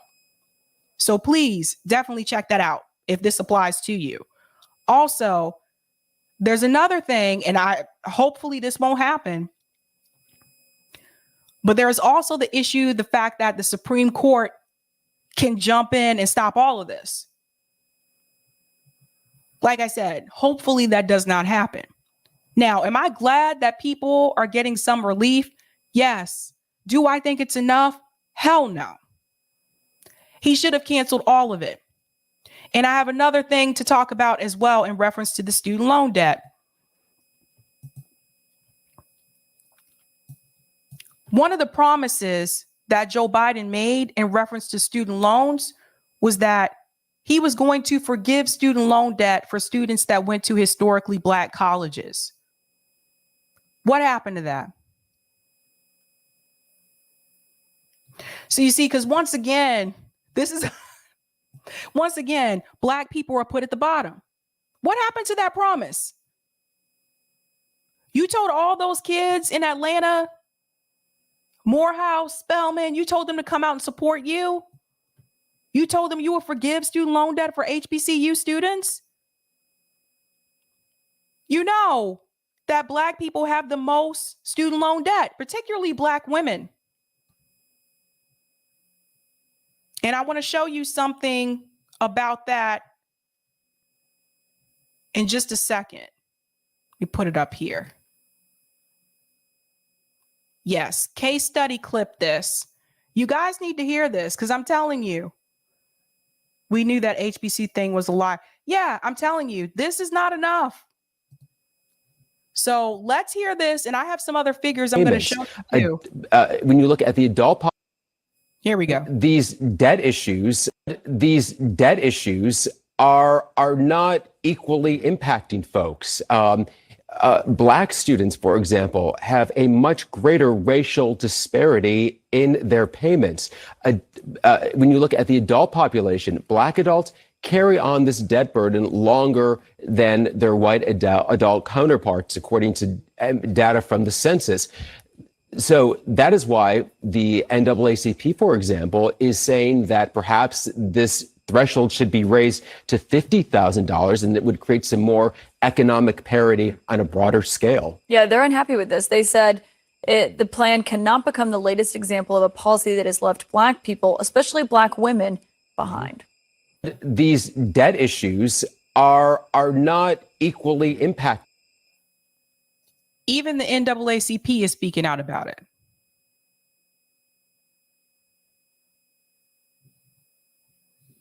People need to hear about this, because it's true. Like, this is not going to affect Black student borrowers the way it's going to affect white ones. It's not. I'm telling you from experience. And there's something else I need to show you in reference to that. Let me go ahead and pull this up here, because there has been this tagline going around that is not true, and we need to put a stop to it. And this goes back to Nina Turner and Sandy Darity. And Sandy Darity tried to correct Nina Turner multiple times. And we need to talk about this. Let's go in here. Nina Turner tweeted this. Now, this was August 11th, and I held on to this to see if Biden was going to cancel anything. And then I said, I'm going to bring this in when it happens. She said, canceling just $50,000 of student debt per person would immediately increase Black Americans' wealth by 40%. It should all be canceled. What's the problem with that statement? The problem is that's not true. And I hope when you hear this, you pass this on to as many people as possible, because I keep hearing people make this statement and it's not true. Now, luckily, Sandy Darity is able to explain that, because he goes on to say, and he said this to Nina Turner, he replied to her. He said, I favor student debt cancellation, but at best, it would raise wealth only for Black folk holding student loan debt. Vast majority don't. And it will have virtually no impact on the racial wealth gap. Why do you keep repeating this dubious statistic? So, and I'm going to show you what he's talking about. And he's right. People think that because when they hear people say that Black people have the largest amount of student loan debt, yes, that's true. But the majority of Black Americans don't have student loan debt. You see where I'm going with this? Now, let me show you, because this is from Sandy Darity's research. Again, he really has this down. Here we go. He even linked it in the tweet. Now, Sandy Darity has done a lot of research on reparations for descendants of slavery in the United States. He's done a lot of research on it. But there's something in particular in this portion where he talks about the student loan debt. Now, this is called the true cost of closing the country's racial wealth gap. So let's go down to that section. Should have highlighted it here, but I know it's right here. Here we go. This portion right here, and then we'll go to the next paragraph. Now, listen to this. Again, he's done research on this for years. Okay. These figures indicate why policies like forgiving all student debt and providing universal baby bonds to the entire population won't be nearly enough. These programs are worthwhile, and I support them. In fact, I helped design an early baby bonds proposal. While these approaches can do much good to help both the poor and the middle class, they won't close the Black-white wealth gap. And he's going to explain why. This paragraph right here. Excuse me. All right. First, consider student debt. Black Americans would gain disproportionately from student loan debt relief because they have larger average levels of higher education debt. $23,400 compared to $16,000 for white students. After accounting for the higher enrollment rate of white students, erasing student debt would result in an average Black gain in wealth of $8,424 and a white gain of $6,560.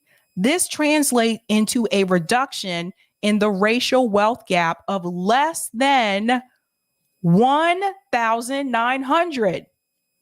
It would reduce the median gap of $54,700 by 3% and the mean gap of $280,300 by less than 1%. So do you guys see the problem here? So this line where people are saying, let me pull it back up again, because that was the Nina tweet. This line where Nina Turner's saying here, canceling $50,000 of student debt per person would immediately increase Black Americans' wealth by 40%. That is not true. And people keep saying it. I don't know where this is going. A lot of people, especially on the left, they keep saying it. It's going to close the racial wealth gap. No, it won't.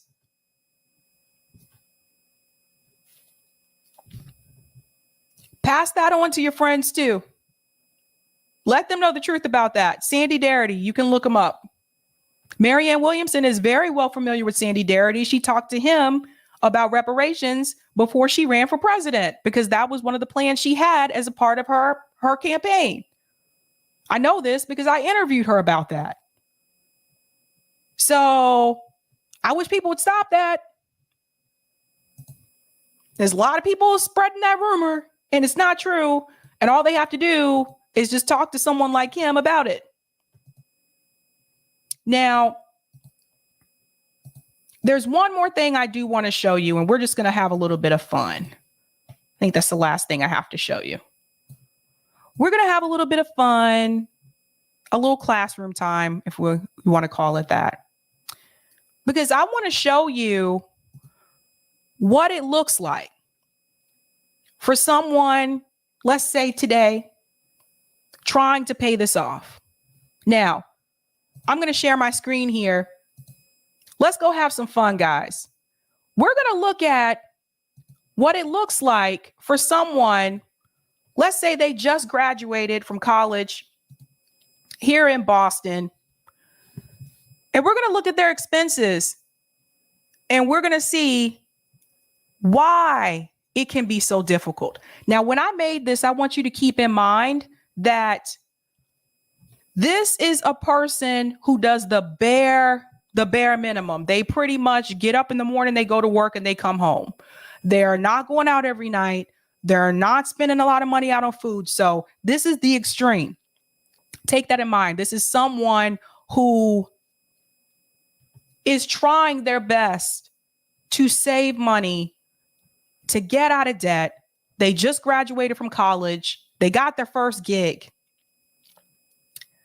But this is not typical. And I wanted to show you this example because when people say, if you guys didn't eat avocados, if you guys stopped drinking like these frappuccinos, excuse me, which by the way, I don't even drink coffee, so it's funny. This is someone not doing that. So let's see this. So this is Anime Sabby.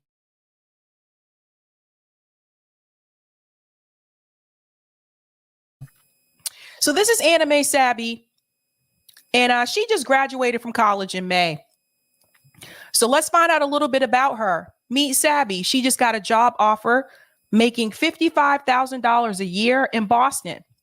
Now, in Massachusetts, after taxes, that's actually going to amount to $43,085 after taxes.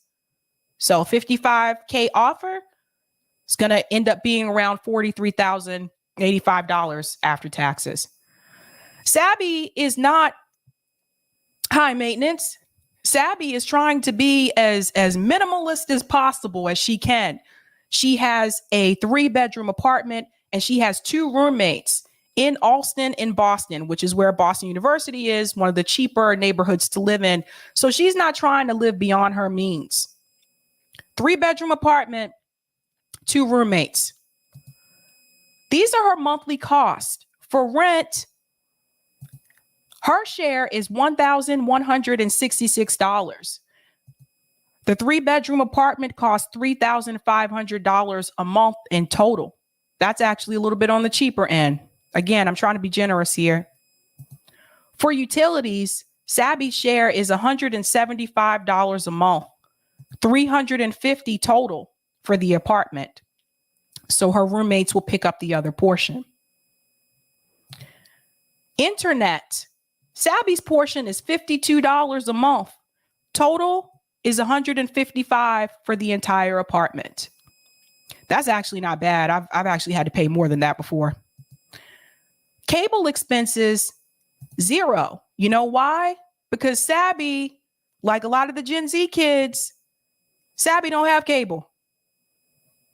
Keeping it real. Try to be realistic here. So she saves there. But Sabby and her roommates do have Netflix. Sabby pays $5 for the Netflix. The total is $15. So her roommates pick up the other $10 there. Now, Sabby does buy groceries and her roommates do not like to share food. So Sabby has to get her own groceries. That also is not uncommon. I'm just being honest with you. She spends about $120 a month on groceries. Again, like I said, her roommates don't share food. For public transportation, Sabby pays $55 a month.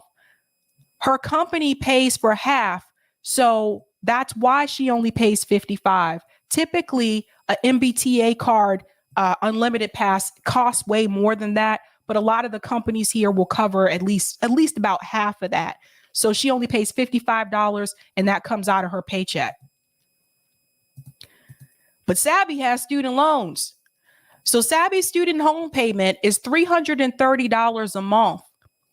This is based on her income. Again, I'm being generous.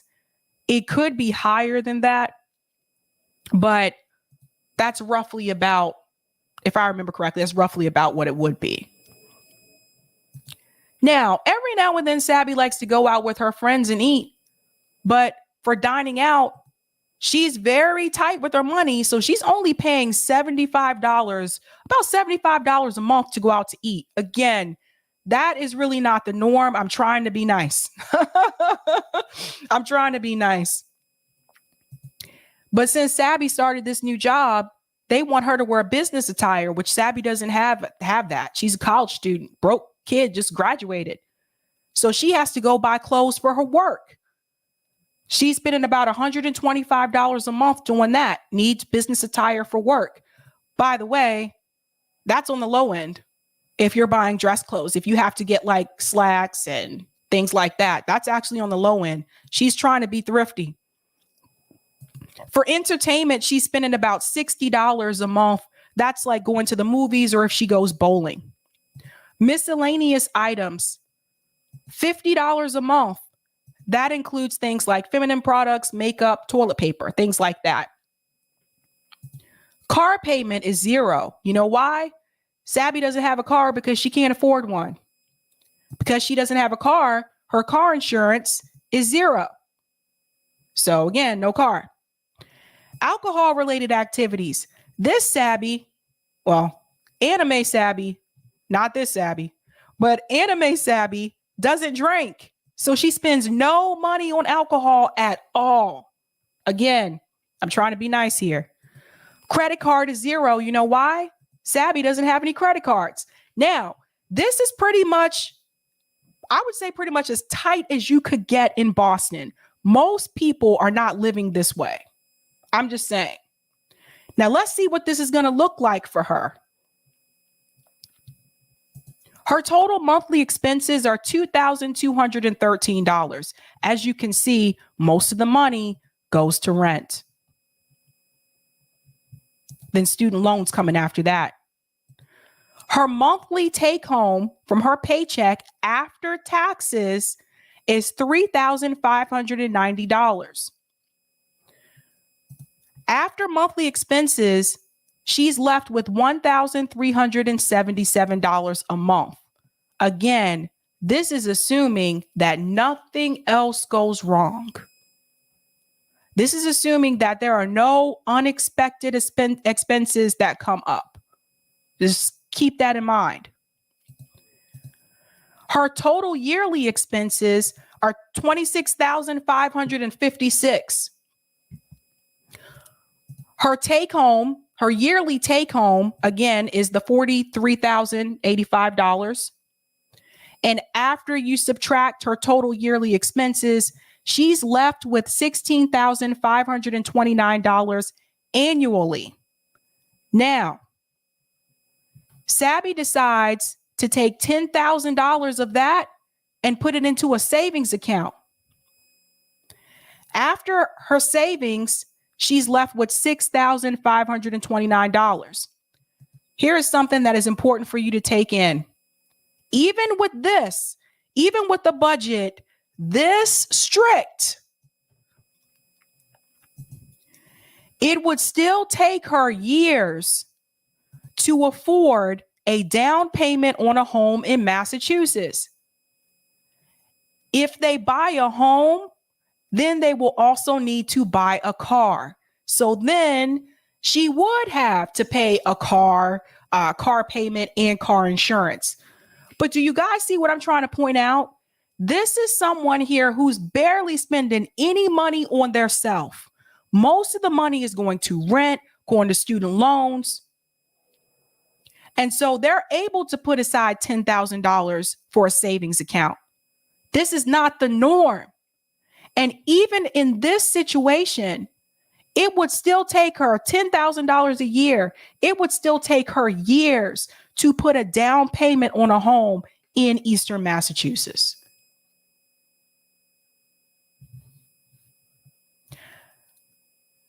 This is the problem. Because most people, let me zoom out here. I zoomed in too far. Most people don't live like this. Most people, again, this is assuming, what happened to Sabby's face? This is assuming that nothing else goes wrong. What happens if Sabby has an unexpected medical expense? What happens if she has to have a procedure and she gets an expensive bill from the emergency room? What happens if a pipe busts in her apartment and her roommates have to move out? Does she still have that $10,000 in savings? No, because if she has to get another apartment, she's going to have to put down 3 times the rent. These are things that happen. These aren't things I'm making up. I've seen these things happen. So even when you're living like this, it still would take you forever. Forever. She would need to have another income, someone else coming in.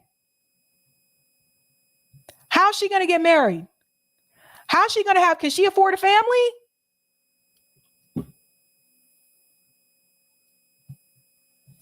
What's that, Bryce? Bryce said Sabby is fucked.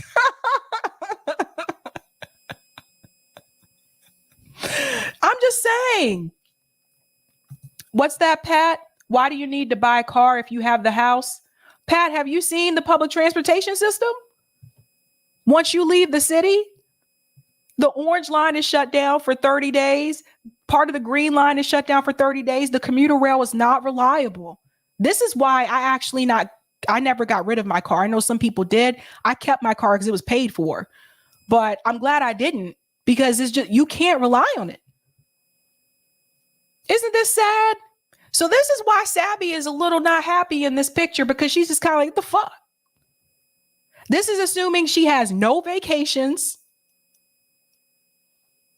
can't go to the beach with your friends. This is somebody literally just basically getting up and going to work and coming home.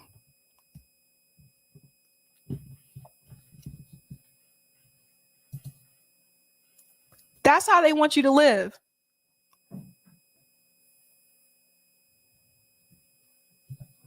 What is that, Johanna? Anime Sabby hasn't brushed her teeth with his budget.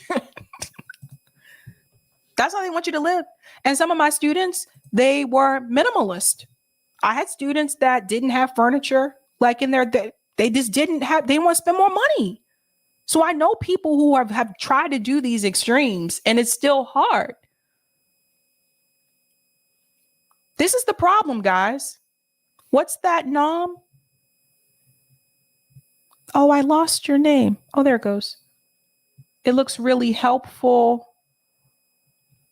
Someone asked me if they could get this. I don't know how to send it to people.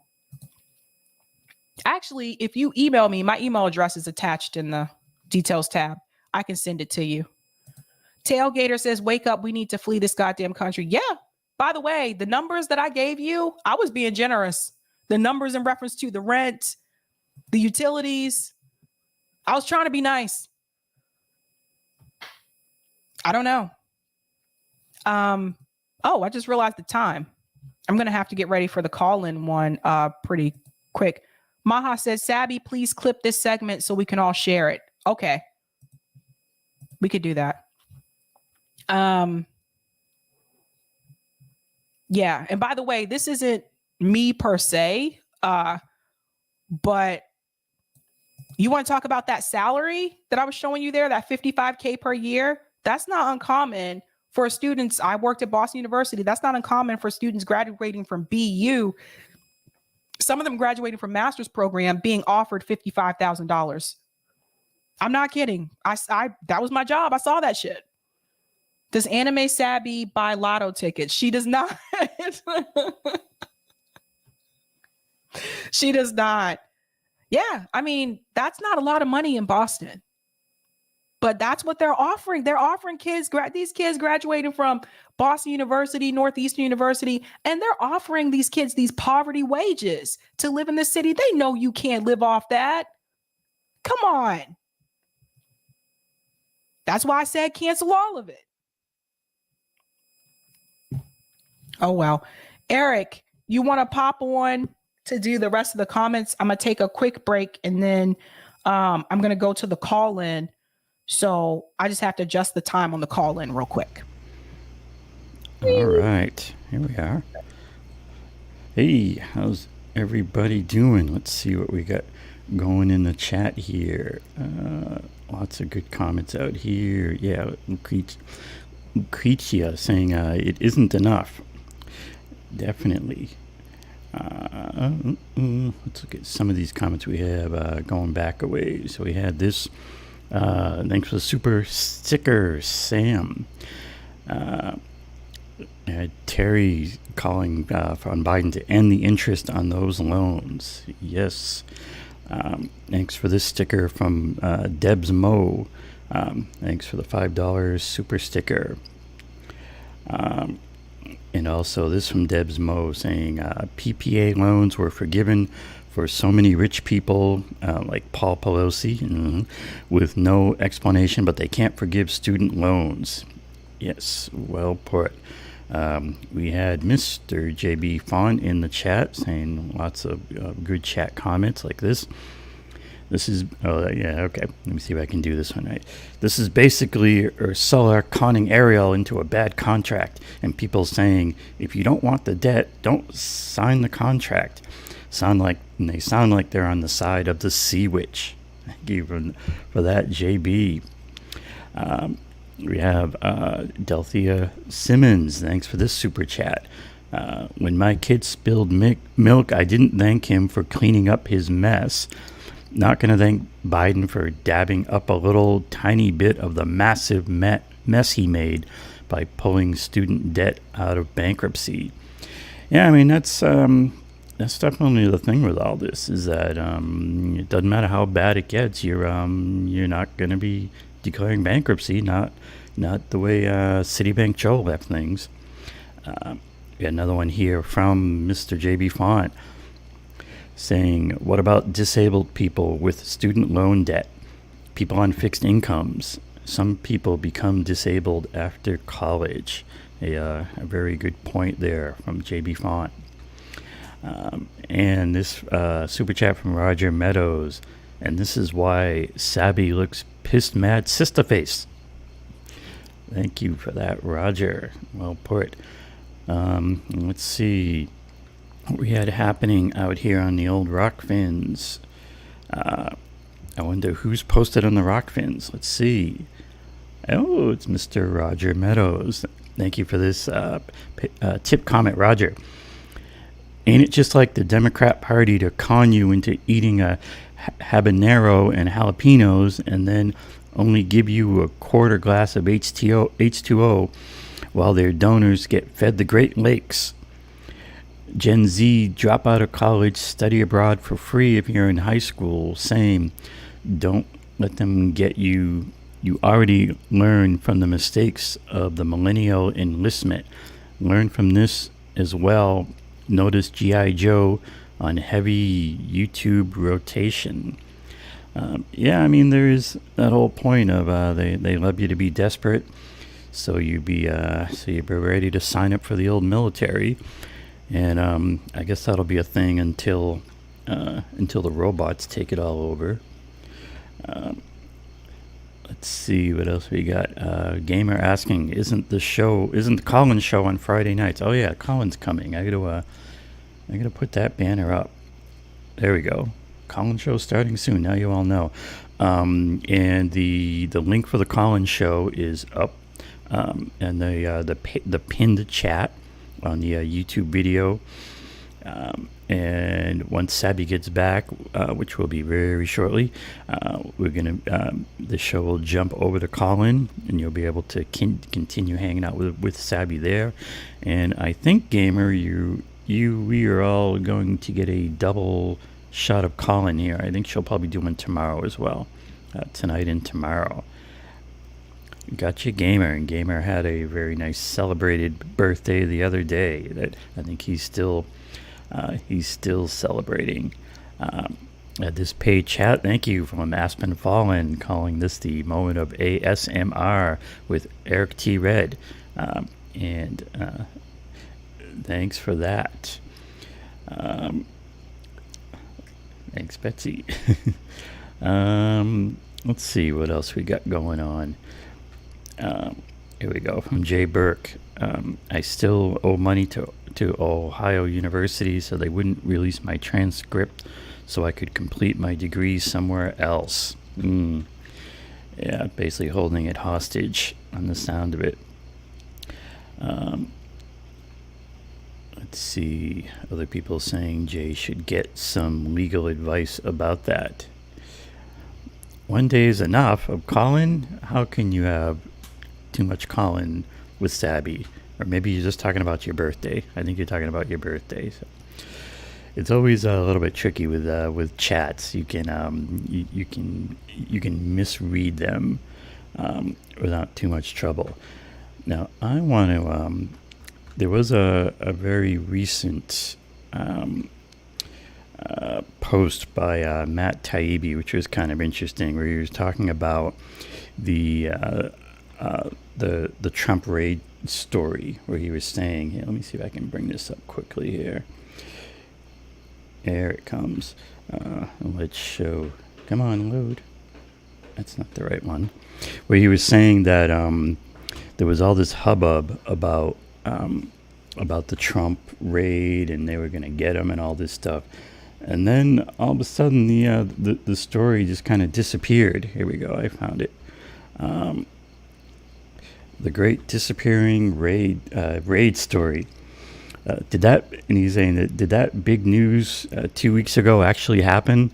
And I really like Taibbi's voice when he puts out these things. Excuse me for giving a damn, but what happened to the Trump raid story? And he's just talking about how it was the biggest news in the world, and then it's kind of disappeared. Once the FBI finished searching, everyone from Cuomo to the New Yorker to Mother Jones to George Will pointed out the obvious, that the Justice Department needed to quickly produce an explanation, if not an indictment, to avoid the disaster of allowing the perception of a politicized raid to fester. Instead of providing that explanation, officials across the board posed in the manner of comic strip figures, pointing to each other and appearing genuinely surprised to be answering questions about it. And one day after the search, the White House spokesperson put it on Attorney General Merrick Garland, and I guess it's part of Merrick Garland's job to be there to take the slings and arrows when things go south. He described what did he say? He said the Attorney General strode to a press conference podium 3 days looking like a condemned man. Said the 4-minute performance played like a hostage video. And then he notes that all of a sudden then they pulled out the nuclear secrets, and all of a sudden the raid was about nuclear secrets. We're just talking about the Trump raid because oh boy. And just how Matt Taibbi noted that the story just kind of got old quick and disappeared. Yeah, people stopped talking about it. And he's saying that the Mar-a-Lago raid feels like an accidental missile launch. Are we really being softened up for the DOJ ending the story without ever explaining what it had at the time of the raid? That would be bananas, and even crazier if the public accepted such an ending. This is way too big of a story to leave unexplained, but there they go. All right, so here is the call-in room is pinned to the top of the chat. Yes, we'll still do call-in tomorrow night, but I'm gonna do one tonight because tonight's call-in segment is about Biden cancels 10K student debt. Biden has announced that he will cancel 10K of student loan debt for those who earn less than 125K. Is this enough for borrowers, or is this merely crumbs and a ploy to bring out votes in November? So we're going to go into that. The link is here again. Spoiler, it's crumbs. Again in the chat. And it's also pinned to the top of the chat. So I'm going to go ahead and head out, you guys, and I'll go ahead and open up See you calling. Call-in room. All right, guys, have a good night. Keep up the fight.